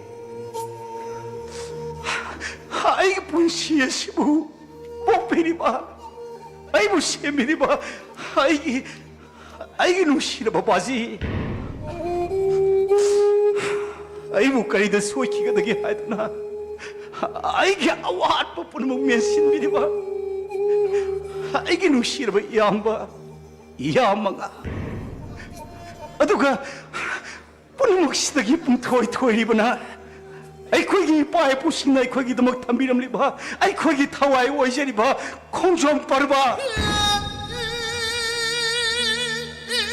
ꯃꯁꯤ ꯄꯨꯝꯅꯃꯛꯁꯤꯡ ꯑꯁꯤꯅ ꯑꯩꯒꯤ ꯄꯨꯟꯁꯤ ꯑꯁꯦ ꯃꯥꯏ ꯄꯥꯛꯄ ꯄꯨꯟꯁꯤ ꯑꯃ ꯑꯣꯏꯍꯟꯕꯤꯒꯗꯧꯔꯤꯕꯅꯤ ꯁꯣꯝ ꯀꯔꯤꯁꯨ ꯄꯥꯈꯠꯄꯤꯒꯅꯨ ꯑꯩꯁꯨ ꯑꯉꯝꯕ ꯃꯇꯦꯡ ꯄꯥꯡꯖꯒꯦ ꯊꯥꯒꯠꯆꯔꯤ ꯑꯗꯣ ꯀꯔꯤ ꯑꯩ ꯀꯩꯅꯣꯝꯇ ꯍꯥꯏꯖꯒꯦꯕ ꯍꯥꯏꯕꯤꯌꯨ ꯌꯥꯅꯤ ꯀꯔꯤ ꯑꯩꯒꯤ ꯏꯁꯩ ꯃꯌꯦꯛ ꯈꯔ ꯂꯩꯖꯩ ꯑꯃꯨꯛꯇ ꯌꯦꯡꯕꯤꯒꯦꯔꯥ ꯁꯣꯝꯕꯨ ꯏꯁꯩ ꯃꯌꯦꯛ ꯏꯕꯤꯕ꯭ꯔꯥ 이봐 하이가드라 아이 사망내 이제봐 이사이 머리 mga 카트이 레이 매담 아이씨 혹시 아나우바 프로젝트 아무기다먹다 아이슈 이사이 뭐 약간 티저리버니 그리고 뭐 여비라거디 아무도 얘기하게 봅니다 야우리 아도 하이드나가디 이베네티코 아도 이까시 간비루누다 아이 아무도 얘기하게 해봐 매담 아도 하비요 아이기세 하이드네 이베네티바 아이 거기 kalचर부 타오이럭다바 아마디 매야ꯝ나 숨 kay 하이다레 아주다 누가이제드나 아이나 숨미자버니 마두먹네 이는 빰제리버시 매담 아무도 얘기하게 봐 마이도 여러 그때 아도 이디 가이크레다 아무도 얘기하게 매담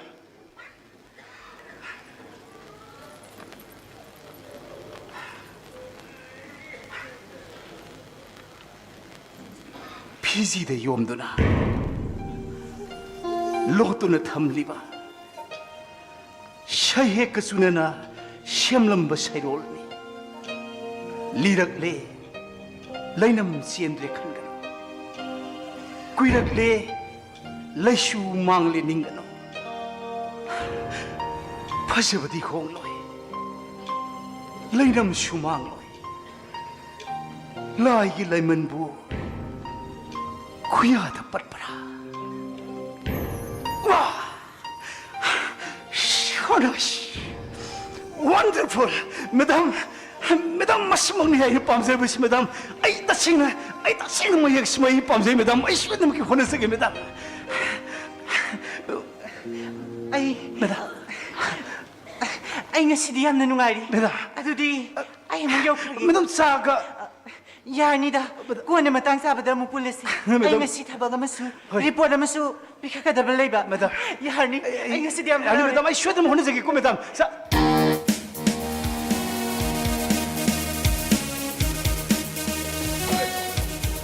낭나 까나 ay 낭 많이 빌어 wangang badane krasik salo ay na nang bu masagyan mo na kami 한도 있을게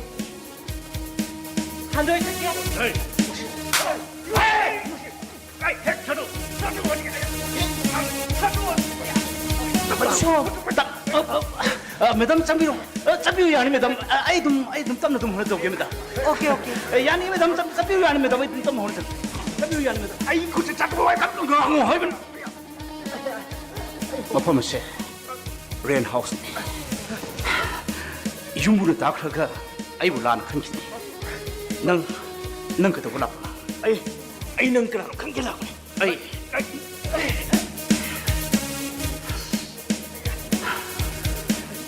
아이 그나노 큰거라 넌 나이부 너랑 한다기 티 해버세 아이 다모 담덕이 아이 샵잖아 칸 그나 야망아 낭이나 신능아랑 그리고 몸이 인게 똑히거든 내 시간 봐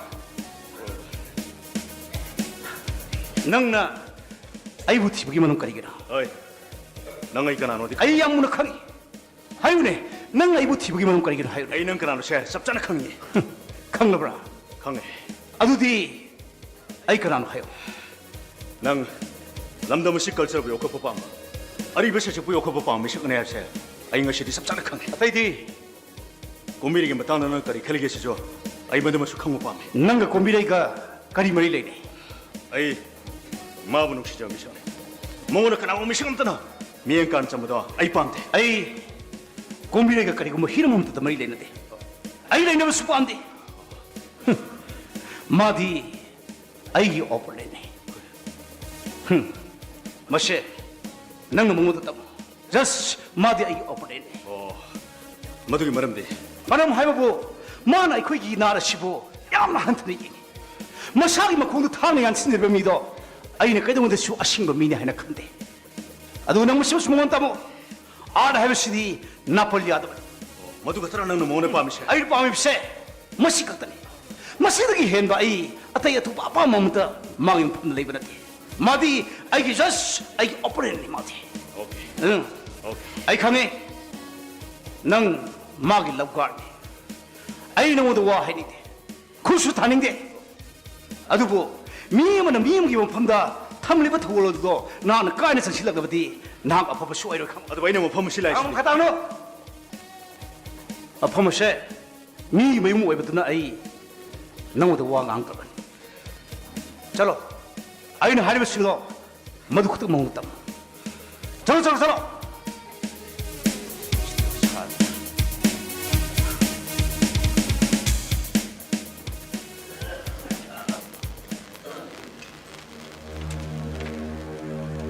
매덤 끝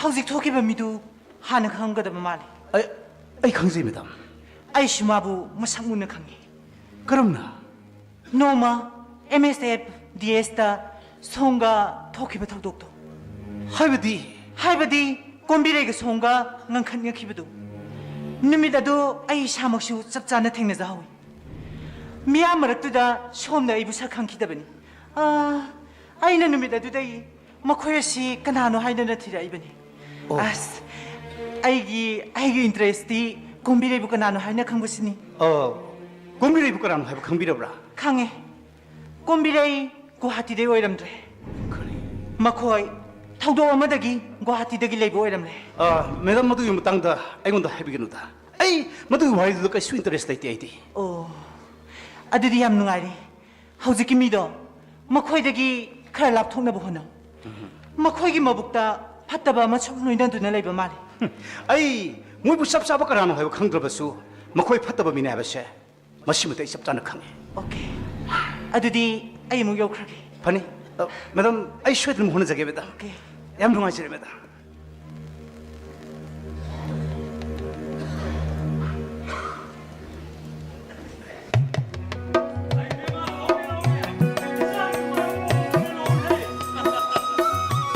아이 대마 하이 마빠누 그 토론이 낭보 이상이 농아이부 뽀모이 빠는 꼬리네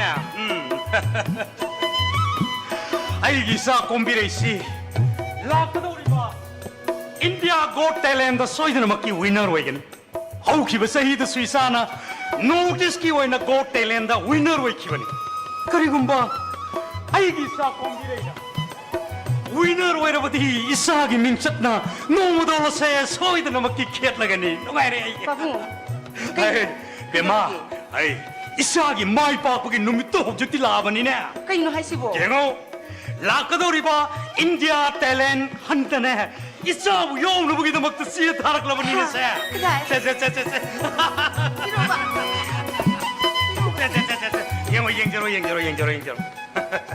농아리 이상하게 볶다오도 속기만 띵 농아래 바보 아이고 한덕대 ai mai pangna ba yam kanna honegi ko babu 호랑이도 보니 이뻐하기 수타져버려 아이 이사 콤비레 한덕디 소이드는 마이 바꾸니 해보세 이뻐하기 수 아따오버 타져버리네 아두부 비석나 땀락도 빠오되고 머니푸르다기 이보토이고 우니 빠마수 하이리바 컴피티션 나시다 셀렉션 방에나 하이리 마학수 컴피티션 나시 야오가네나 하이네 kari wonderful madi karamna 이사부 생내두나 마학 혹직 머니푸르에 얌 깐나 호나호리 하이리 마학이 이사이기 스타일시 아리바 세석싱다 퓨전 도로가 셈바네나 하이 아두고 마학시나 머니푸르데 미암데 얌 칸나바 포퓰러 아티스트 서머스 오이리 하이리네 pai tawje sanu kari sukaide 아두부 이빠는 넉리버스 영호 이보토이 하이리바 니빠시나 뭐또 그럼나 아시금 바 짜오르바 컴피티션 나스다 퀄리파이드 오이럭리브노 시니 아두부 퀄리파이드 오이리바 미석까마니나 마학기슈 톱톱 챌린지 아마디 탤런트 아마디 소이드나 라이팜 톡브라 시니네 anyway 이사 게임도 마인 또 해야 되고 혼나발 내야 되고. Ay kay sukhandida ba? Very good. Kayno. Hey. Kay wari no yan nungay na sana buhay na. 마마 능 할라브라. 할래, 아이는 할래. 보리세 이사기 눅아이브 뻥이네. Kari paano na haisibo? Ay so kita tagi din na dudia. Kayno. Taba yada bro haisibo. 오호 마시. Taba yada ka na imong sa. 헤헤헤 엉뚱하게 고개 돌아게. 뻥시 다르게 성국에 돌아게. Ato mo kari paano hay ba niya ba? 영어 라카도리바 인디아 고 탤런트네. 아이 거기 사는 빛이 영은 너무 찌라버니네 영어네. Kari hay ba? Mani ma. 아싱문이네. Kaya nungay ba no si? 아도 뭐 아픈 마마네 마마. Kari. 머니푸르다 이사부 싱르드는 이 밤은 끝나고 나우리 하이리네. As imay pe ma. Hana din su tiana din la ba isana bo. Kari do bagin ningan na dri bano. Stage de tiana ba bis ne kara pop kuri ma. Loina mak tiana ga dabni ne be ma. 하두부 한덕기 셀렌저 시디. 아이 코이 라인을 로브디 숨데고. Babung. Kalim ta khandi gino. Magi silence to ay ni accept tawi. Very good. Ay sini. Ngam na ba yang kan ho nagi. Siyam naman Aduni isang dina. wata. Magi ngam ba hay ba dudi. Haying stage yang ne batare dina. Good. Ato babu. Karino? Masisi. Ay meeting ngam masat kita bani. 오케이 파니 사부 드롭 더블. Come on. Yani babung ay sum thoro sakragi. Karino ne masina ngangisu. 아이 그리기도 먹기 싸는 가리 도로가 섞여도 이노. 이 빨리 시디. Come on Sara baby. sara napati lala mo. Sara sara. Ima, kari ay sara didi. Sara. Nana ning jari ba do? Mai pang na bakan no hona ka dabani ko. Kaya da na si.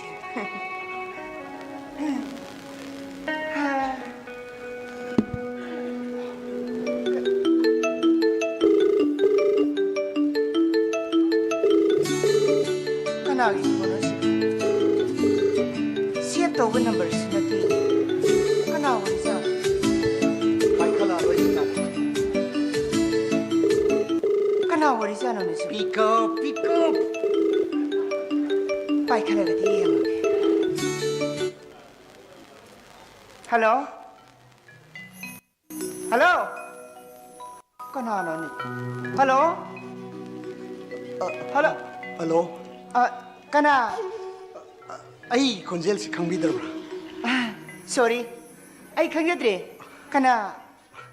아이나디 쇼옹기 건젤 얌문나 강제이 쇼옹보이 얌문나 강제이 하이기도 와도 사살하요. Ay tabakarasin ba? 어이 아이 강제이 야돔 타박 얌친 미령하네 하바 아이 강제이 아두부 아이기 와시 아묵당 따비코 아돔기 분시다 얌나 까나발라카니 Haibadi. 안딱티 아돔기 이차누피가 아이기 이차누파가 람바 탱나바타리 Kari ay ba? 아이기 이차누파니 마라이박 얌나 티저라바 마마기 미능시 방자드라바 마찬 마기 분시다 레이리바 닝엄다바 그나 마타우나 오이라가 아돔기 이차누피보 아묵당 마이티바 피게 하이두나 tumba 차바 캉드나 깐나 호나자리바 이기 차니 Hey. Nakanano? Ha? Nakanano? 아이부 sakangba pambibra Pami? Nakanano? Who are you? ngasidagi chahi kunga tarukki mamangda huntok piramlaba misak mani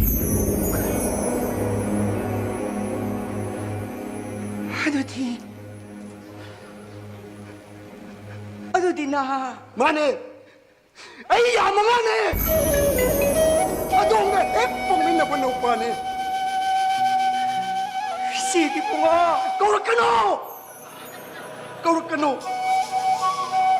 ay na tilidagi halakpa matamda nang ay ko iyong barada lay banupa mada na yung pano na nasano pa pili ba na ko nang punto maga nangda hanadagi kang nazarakpa senjaw pa iba huran ba sanido da nang chatkiba na tro Sige po nga.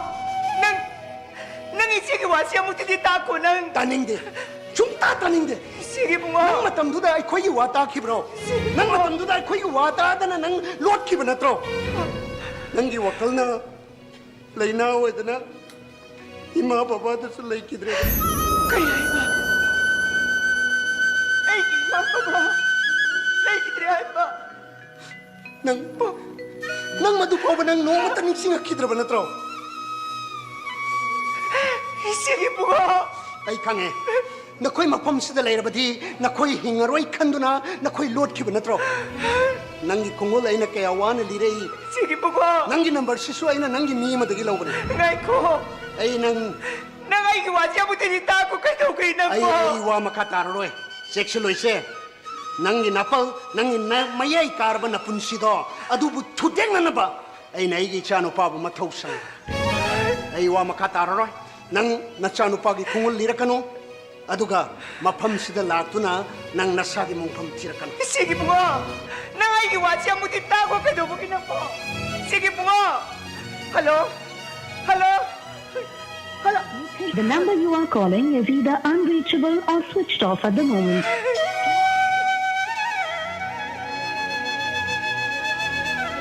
Sige po nga. Nangitsige wasya mo tinita ko rin kay daw kayo na po.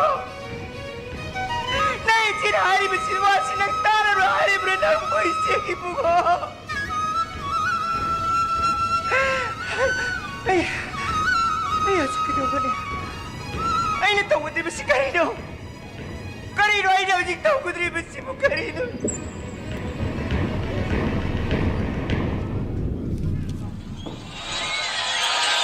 Wow, that was an awesome performance by Kombi Ray Chanu from Assam in Indian Talent Hunt 2019.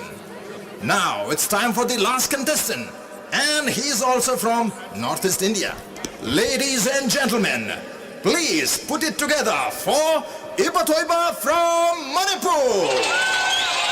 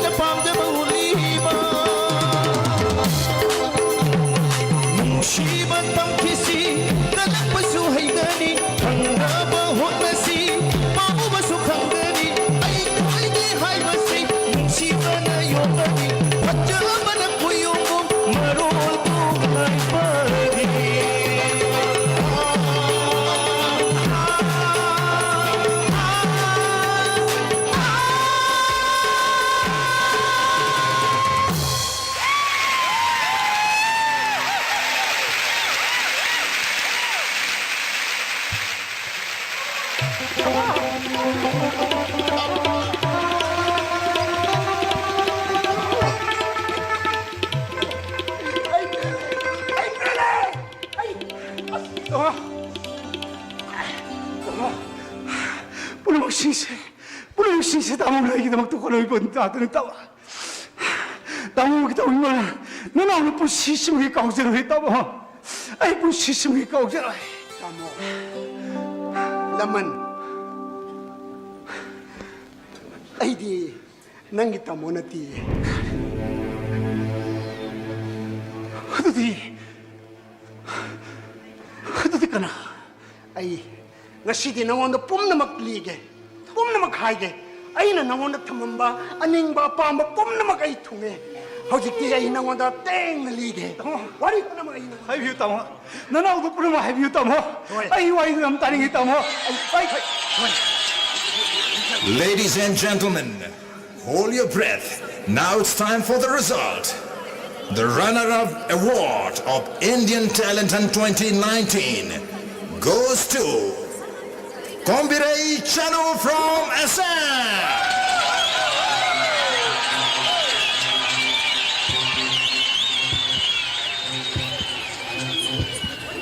And now, it's time for the winner of Indian Talent Hunt 2019. And the winner is...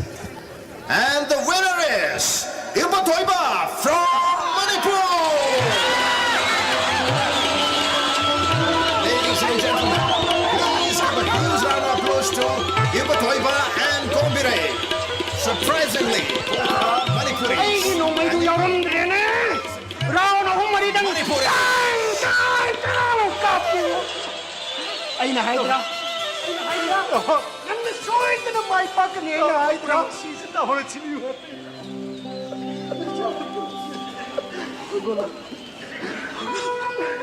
Ibu Toy. Congratulations.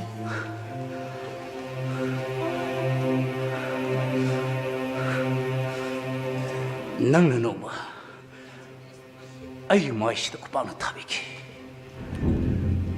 Madu naman ang waraga. Ngashi ay pampakas na lepapangay. Nang natabi ko kuwa ka kita mag ay nang mutakatsari. Thank you. Toy! Toy! Ibema, nang su congratulations. Congratulations. Uncle. Mahakasibu. Mahagase.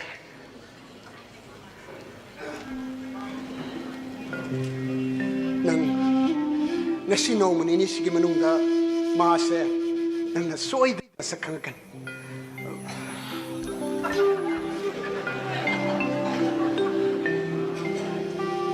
Kayo na haisibu.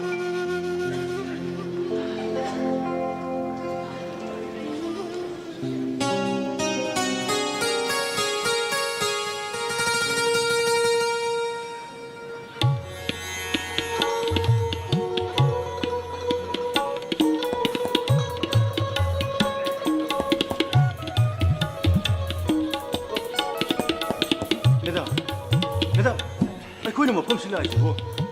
Ay, miyam to na kinalapad. Eh, mapam sida po.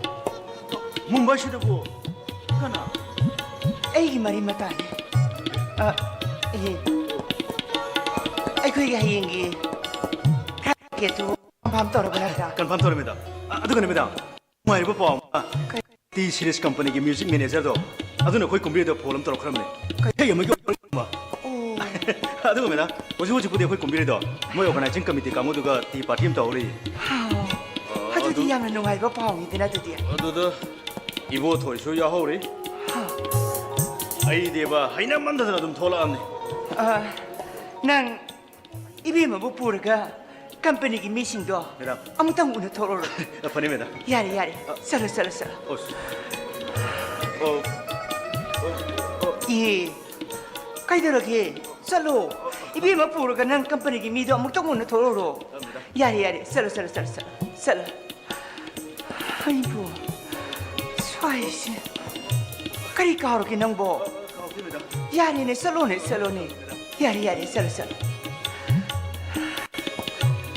이비에만 하이브다디 수아이씨가 신이디 하이 그다와이 비싸노네 아이고 Masih hura masih salam terima ni. Saya dah mukari hugen le Ramadan.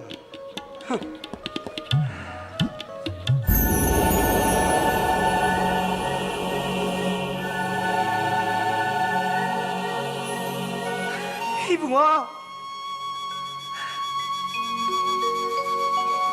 이제 nang muna kaya ito na ay mapamasna nang mga ramay ba na ibunga Ay di nanggaw na papamde. sige bunga ay siye nang kaya pumina ba nang inasini ni sige bunga Ay di jadi secret. bunga Bakit nga mabasu? Asiba miga chap manar pa din. sige bunga Ay asiba miga on sinargawa nga na papamde. nang isibu waro libro ha nang isibu waro libro nang isigi waji tara pati nang isibu waro rito waro riko isigi bunga Madudi nang nasana taksabalangda nasana tuzabane. matam kuina kangaraba sanina ibu namdana pabiki ay natong na maupay na ikitiye ado kumlaba watola to maragado day koy ay koy manipudan na iba yakit ito day koy mamay na koy guwati na laki banini sige bunga Madura nang iwari. Mama na kay tel chat ki bahalag pangay bagi awaba. Nang nagkarisyo na natambag na chano piya mapamno na nang punsigi malang sagat ki. natinati bunga isi pura mo ni sige ano ba isi nupini na ay na karito mga matagini sige bunga Napigi po sini maning makatamangam dabri ni sige bunga Nupina laibag kay hani.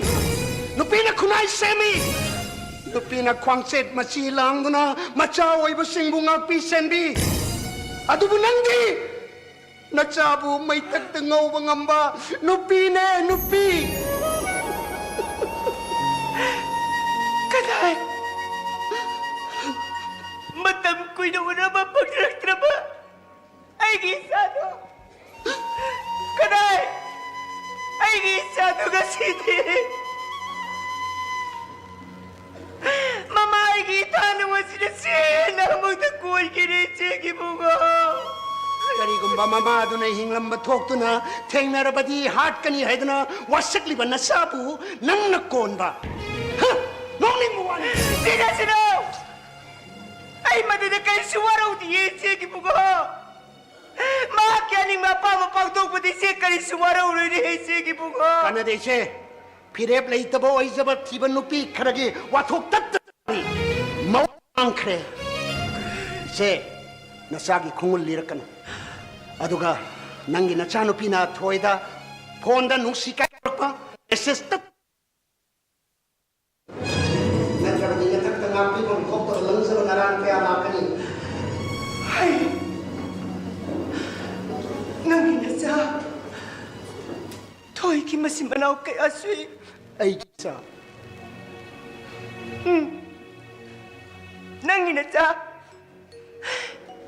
to'y kimasimanaw kay Asuba kay ha ay PTD ay PTD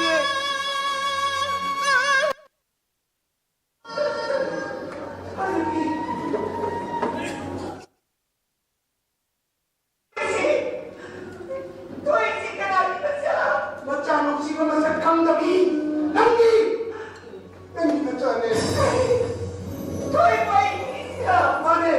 Nang napisak ko ay ito para manangi na chane.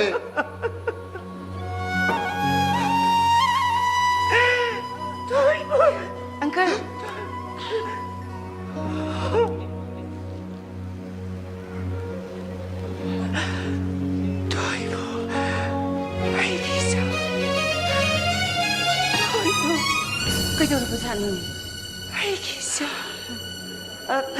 이마. 이마. Ngasi ay T-Series ki offer naman pirak lima. Kado lagi. Kado lagi, Ima. Ima kasi daw di. Ima kasi daw di. Hada di. Yam na nungay bapaw ni na do di. Ngay ko. Ibo to di. Ibo to su Sony company gi offer ma phangrab ni Ima. Ima kay dorog ba? Kasi daw di. Ima kasi daw di. Ima ki bema. Ngasi di. Isada wa mata hangge. Nang chiang na kumako kay wano Ima. Na toy de phone tàu bro. Ha. Kumo. Nang toy de phone tàu bro.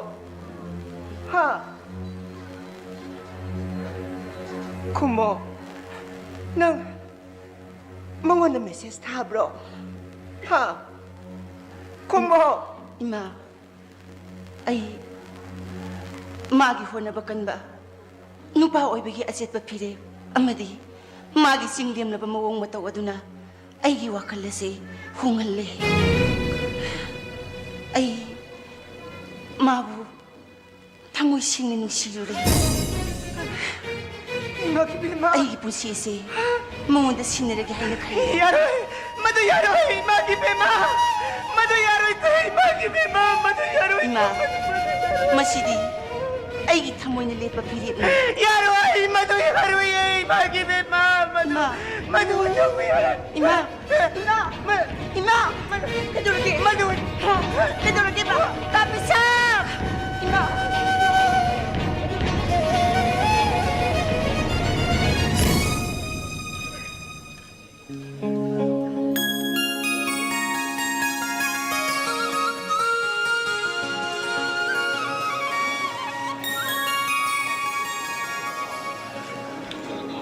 Kaino, mo'y pangsan Cebu, ngalliban na da, mintilatris.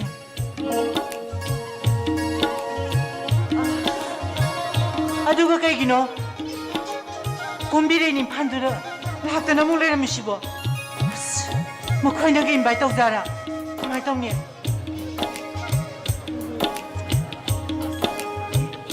Yuri da na. Sao khi quay vào sắc khi vào dinh được xuống, chỉ mà lên nè. Ai khơi xoay đi nè, không có ngồi bên này na, quay bấm được sự khởi lập đi. Ta thôi số, mấy em kia sát thắc sắc khi bên này là ni da. Nang na kana, ai cái mình còn bị đây, ai lấy cái gì đấy nè. Ai sao na khang ida, nang thôi nên phán lại ngay da, amon ni lạc ra đây nè. Có mấy khang iba? Ai nè, luôn này như nè. Canada, ta thôi da, yếm ngâm mina. Ai đi nè, adugun mana tiệt co, đã thôi bu nè, xoay đến bây giờ xin nè ba. Adugun nè sao nín kre? Cái gì nó ba? In pan được business na, ta thôi xin sop có xin này cái gì nó ba? Nam bu, đã thôi cái cái nào? Ta thôi xin, anh nó bisak pi cái gì nè, nó xí chả bắt. Ya. Kamay na. Adu di, khang di he. Kaino masari da na, mangonde hita pisaningi.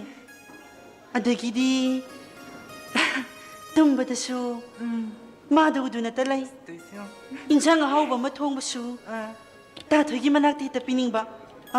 Sino siya na tro? Mani. Aduni. Ado, ay di nang kalido, loy onare ba? Ay di ne, tatoy wari se, yamon na kangbay ne ba? May wari di ne, ano siya ni bo? Magi wari di ne, sinimada gi hene phasa bani. Ay di ne, ta thoi gi wari sing sing baga ne, pangkap te kam ninge. Adu kaino, nang na may wari khang ni bo. As, parisi, masidi ne, matang sa adre ba, ko na nung da hairagi ba. Ay di uri rai ni, ta thoi de ne, ye tui ba.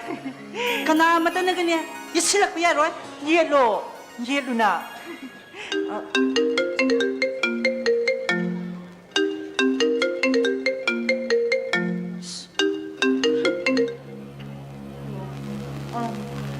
Thôi, anh thôi lagi. ꯍꯣꯏ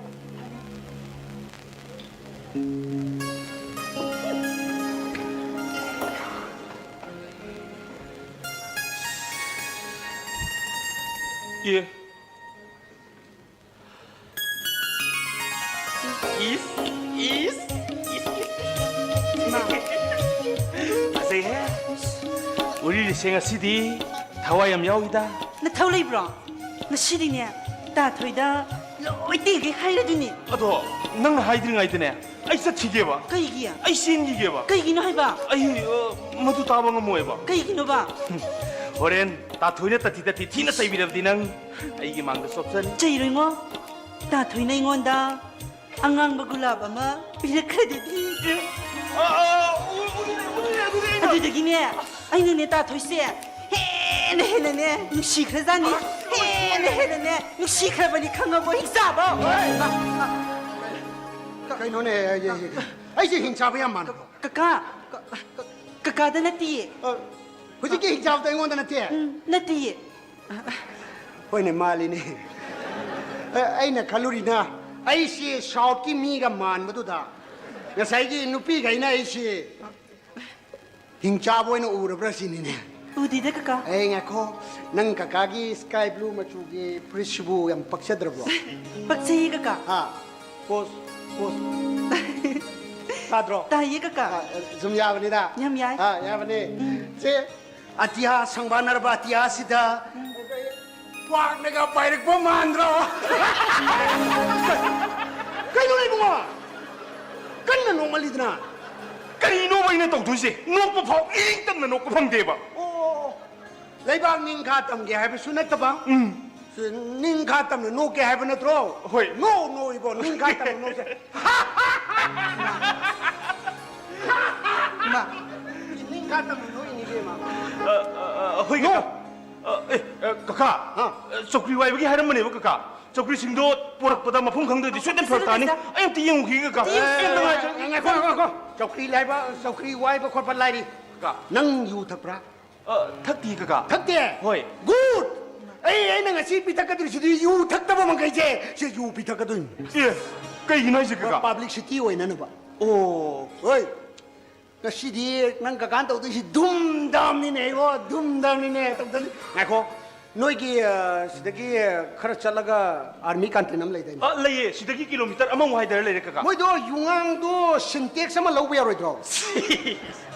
답까디 뿌라 포케도끼 답니네 Ôi, thấp nó thì này mua, xe winner này phăng ấy xe, tarai nó thì này, xe XUV 300 to, adu mà pili ba car do, Mahindra ki, ada ki kese war lag, kun manga pili ba, ada ki xe mandakini takelam bang na, xe moi chare gamada, ma taragi manung chale khole na, akoi honorable minister aga CM na, xe lag taragi kese war pidra. 삐삐가 Ado ako di winner ne pangai se. Ado hujik ako honorable CM na se kese wat pi ni ado lag tara na te ba do pi do. Ado dum dam ne ta do se. Sony company ki se offer phangi adagi ako ki Manipur ki organization tonga ma lei ba mayam se ok to ki ngai da na se lei ba. Ado da bu tarai do ba dap na ti ne mo se dum dam na to ta do ni. 허이가 Ai ngako. Ai se mo isda army canteen ra ina port lo se padu da si yaurdi gam fartaran Ka. ko ado se nang na ne se koi no ni se nang na noi da thoi da se ai na piram mani haidana se kagan piram mani ni pi do go 부아 시디 파자이 그가 시디야 파자 mani 룸룸가 나와 시디 뭐 끼다 시디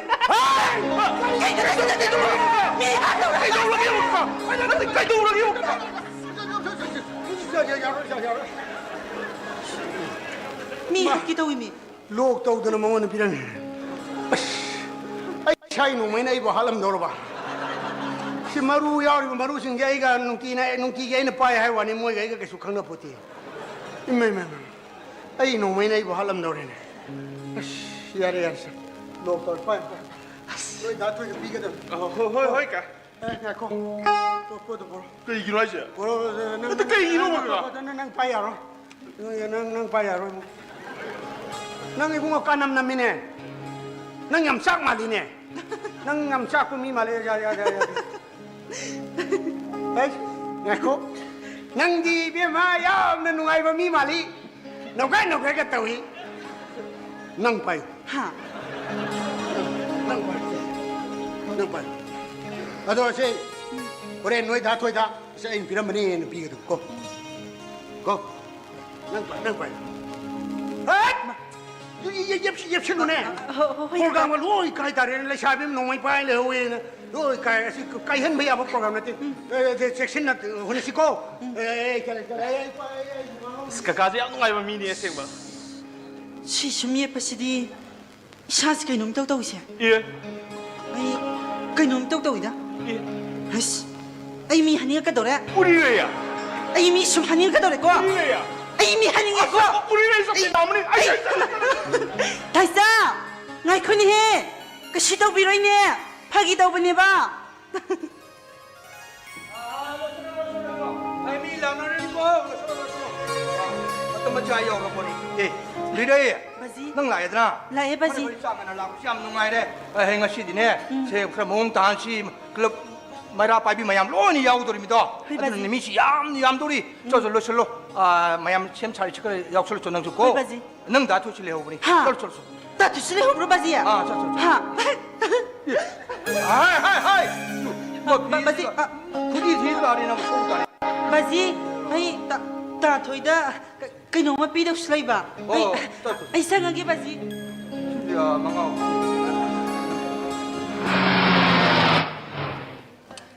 아이 까나는 시디야 그걸 가이 미수만 안 되나 아이 가지 미입사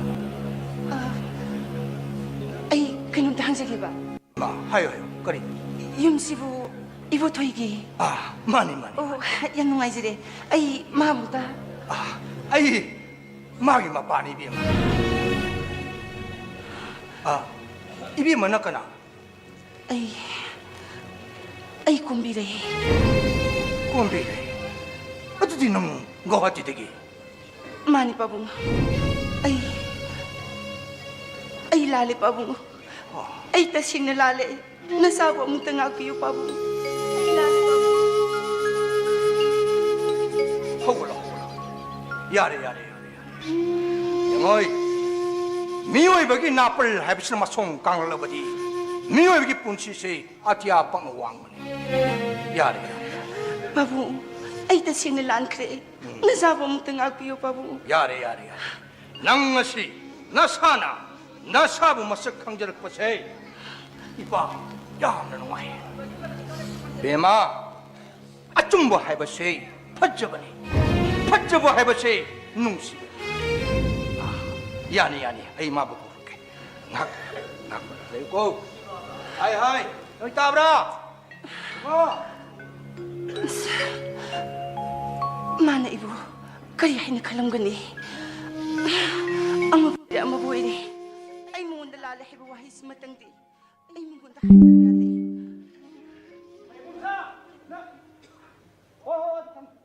hayati. 그나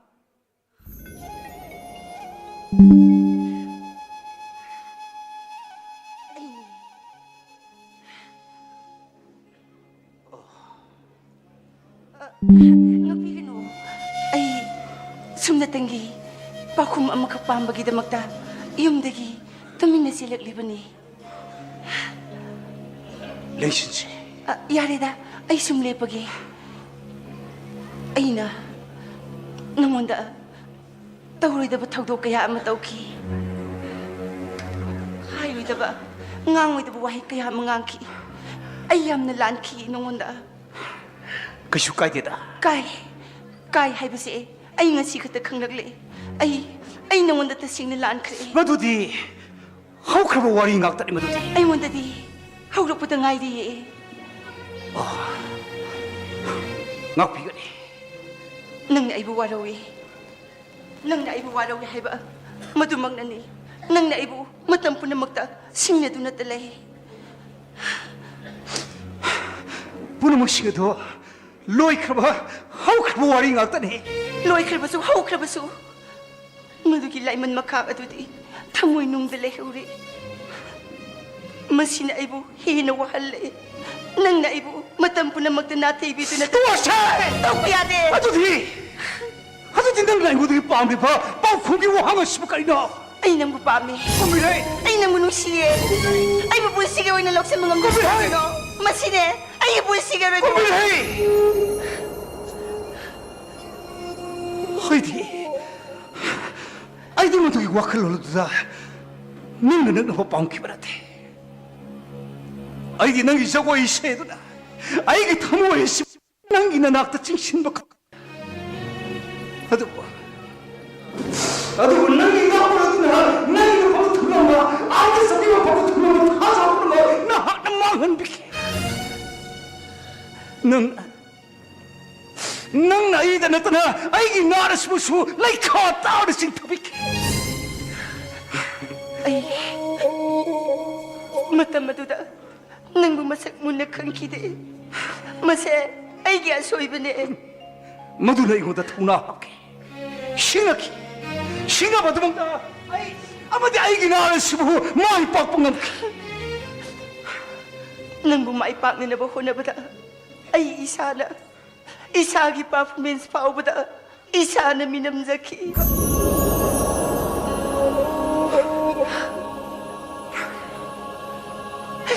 Nang namaipak ita ba da? Ay asuk himatigla ita da. 아이 모두 강대 아이는 강보해보고 아이 코이 뿌르면 나 타입이래봐 아이 코이 나 코이 뭐 샤샤가시나 말έμ기 범박 탕듯 한 것보다 수업들 해봐도 모두 그들이는 큰 Hasukti. Nang gining mo do, tunglaban at ro. 왕거두기 그러면 바꾸면 나 이거들이 빰이마세 Ay, namundagi. Sumnatangi. Paukum amakagtang di pami. 뽀콤 아이기 팜덕이 뽀콤 꼬미레이 아이디 와스까면 뿌리범 미스까만 아이디 Wasa. 와스 Nang ikaram ba wasa?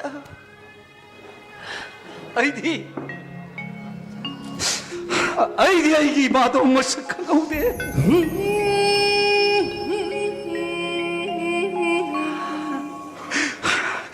아이기 말아이기 분시했시고 아이기 분시했시고 까야기 못되기 까이고 비키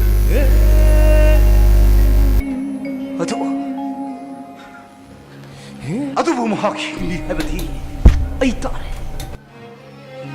아이는 마부티 아이는 마부티 나봐 아이는 마부 팡만 믿고 보도다 아이기 그래서 먹나 마부 학근이 아이는 왔었네 Ibutoy. Imagi bungo.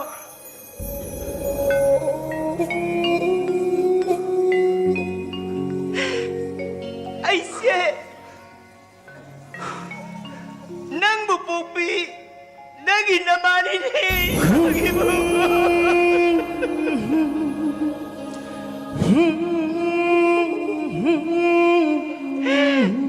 Lao. Ngachidi sar salim wasaga do pagtong laro lao ni magi bungo.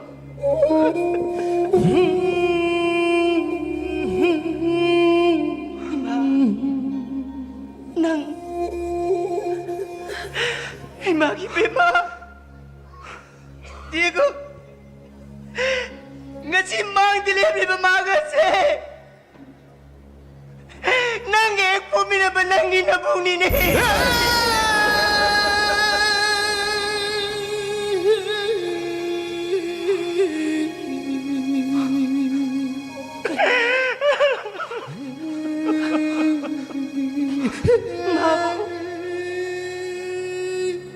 Mabu. Ay gihibo.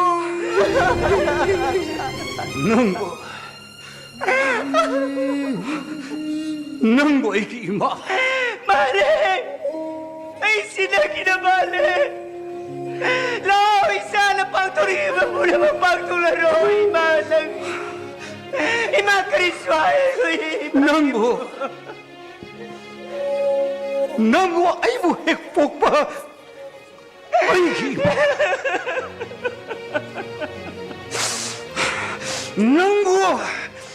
ꯅꯪꯕꯨ ꯑꯩꯒꯤ ꯏꯃꯥ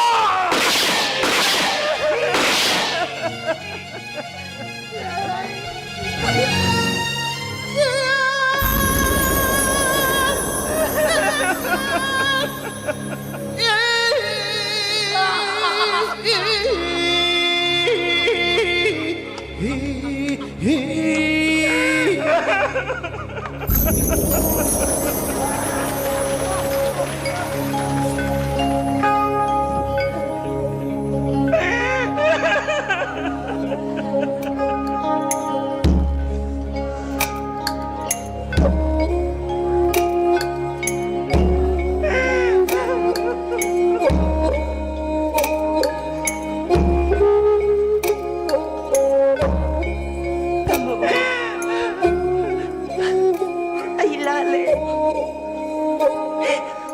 Nasaan mo nga ako kung naroy na? Ay, lale. Ay, lale.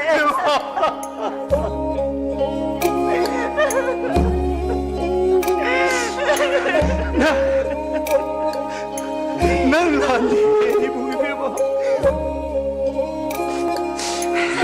낭디 타스니 아이게 본시에 15만 한 피리벼 아이게 타스니 Nate. Ay, di taas sa masid ne. Taas sa masid kita pala ne. 이부이베마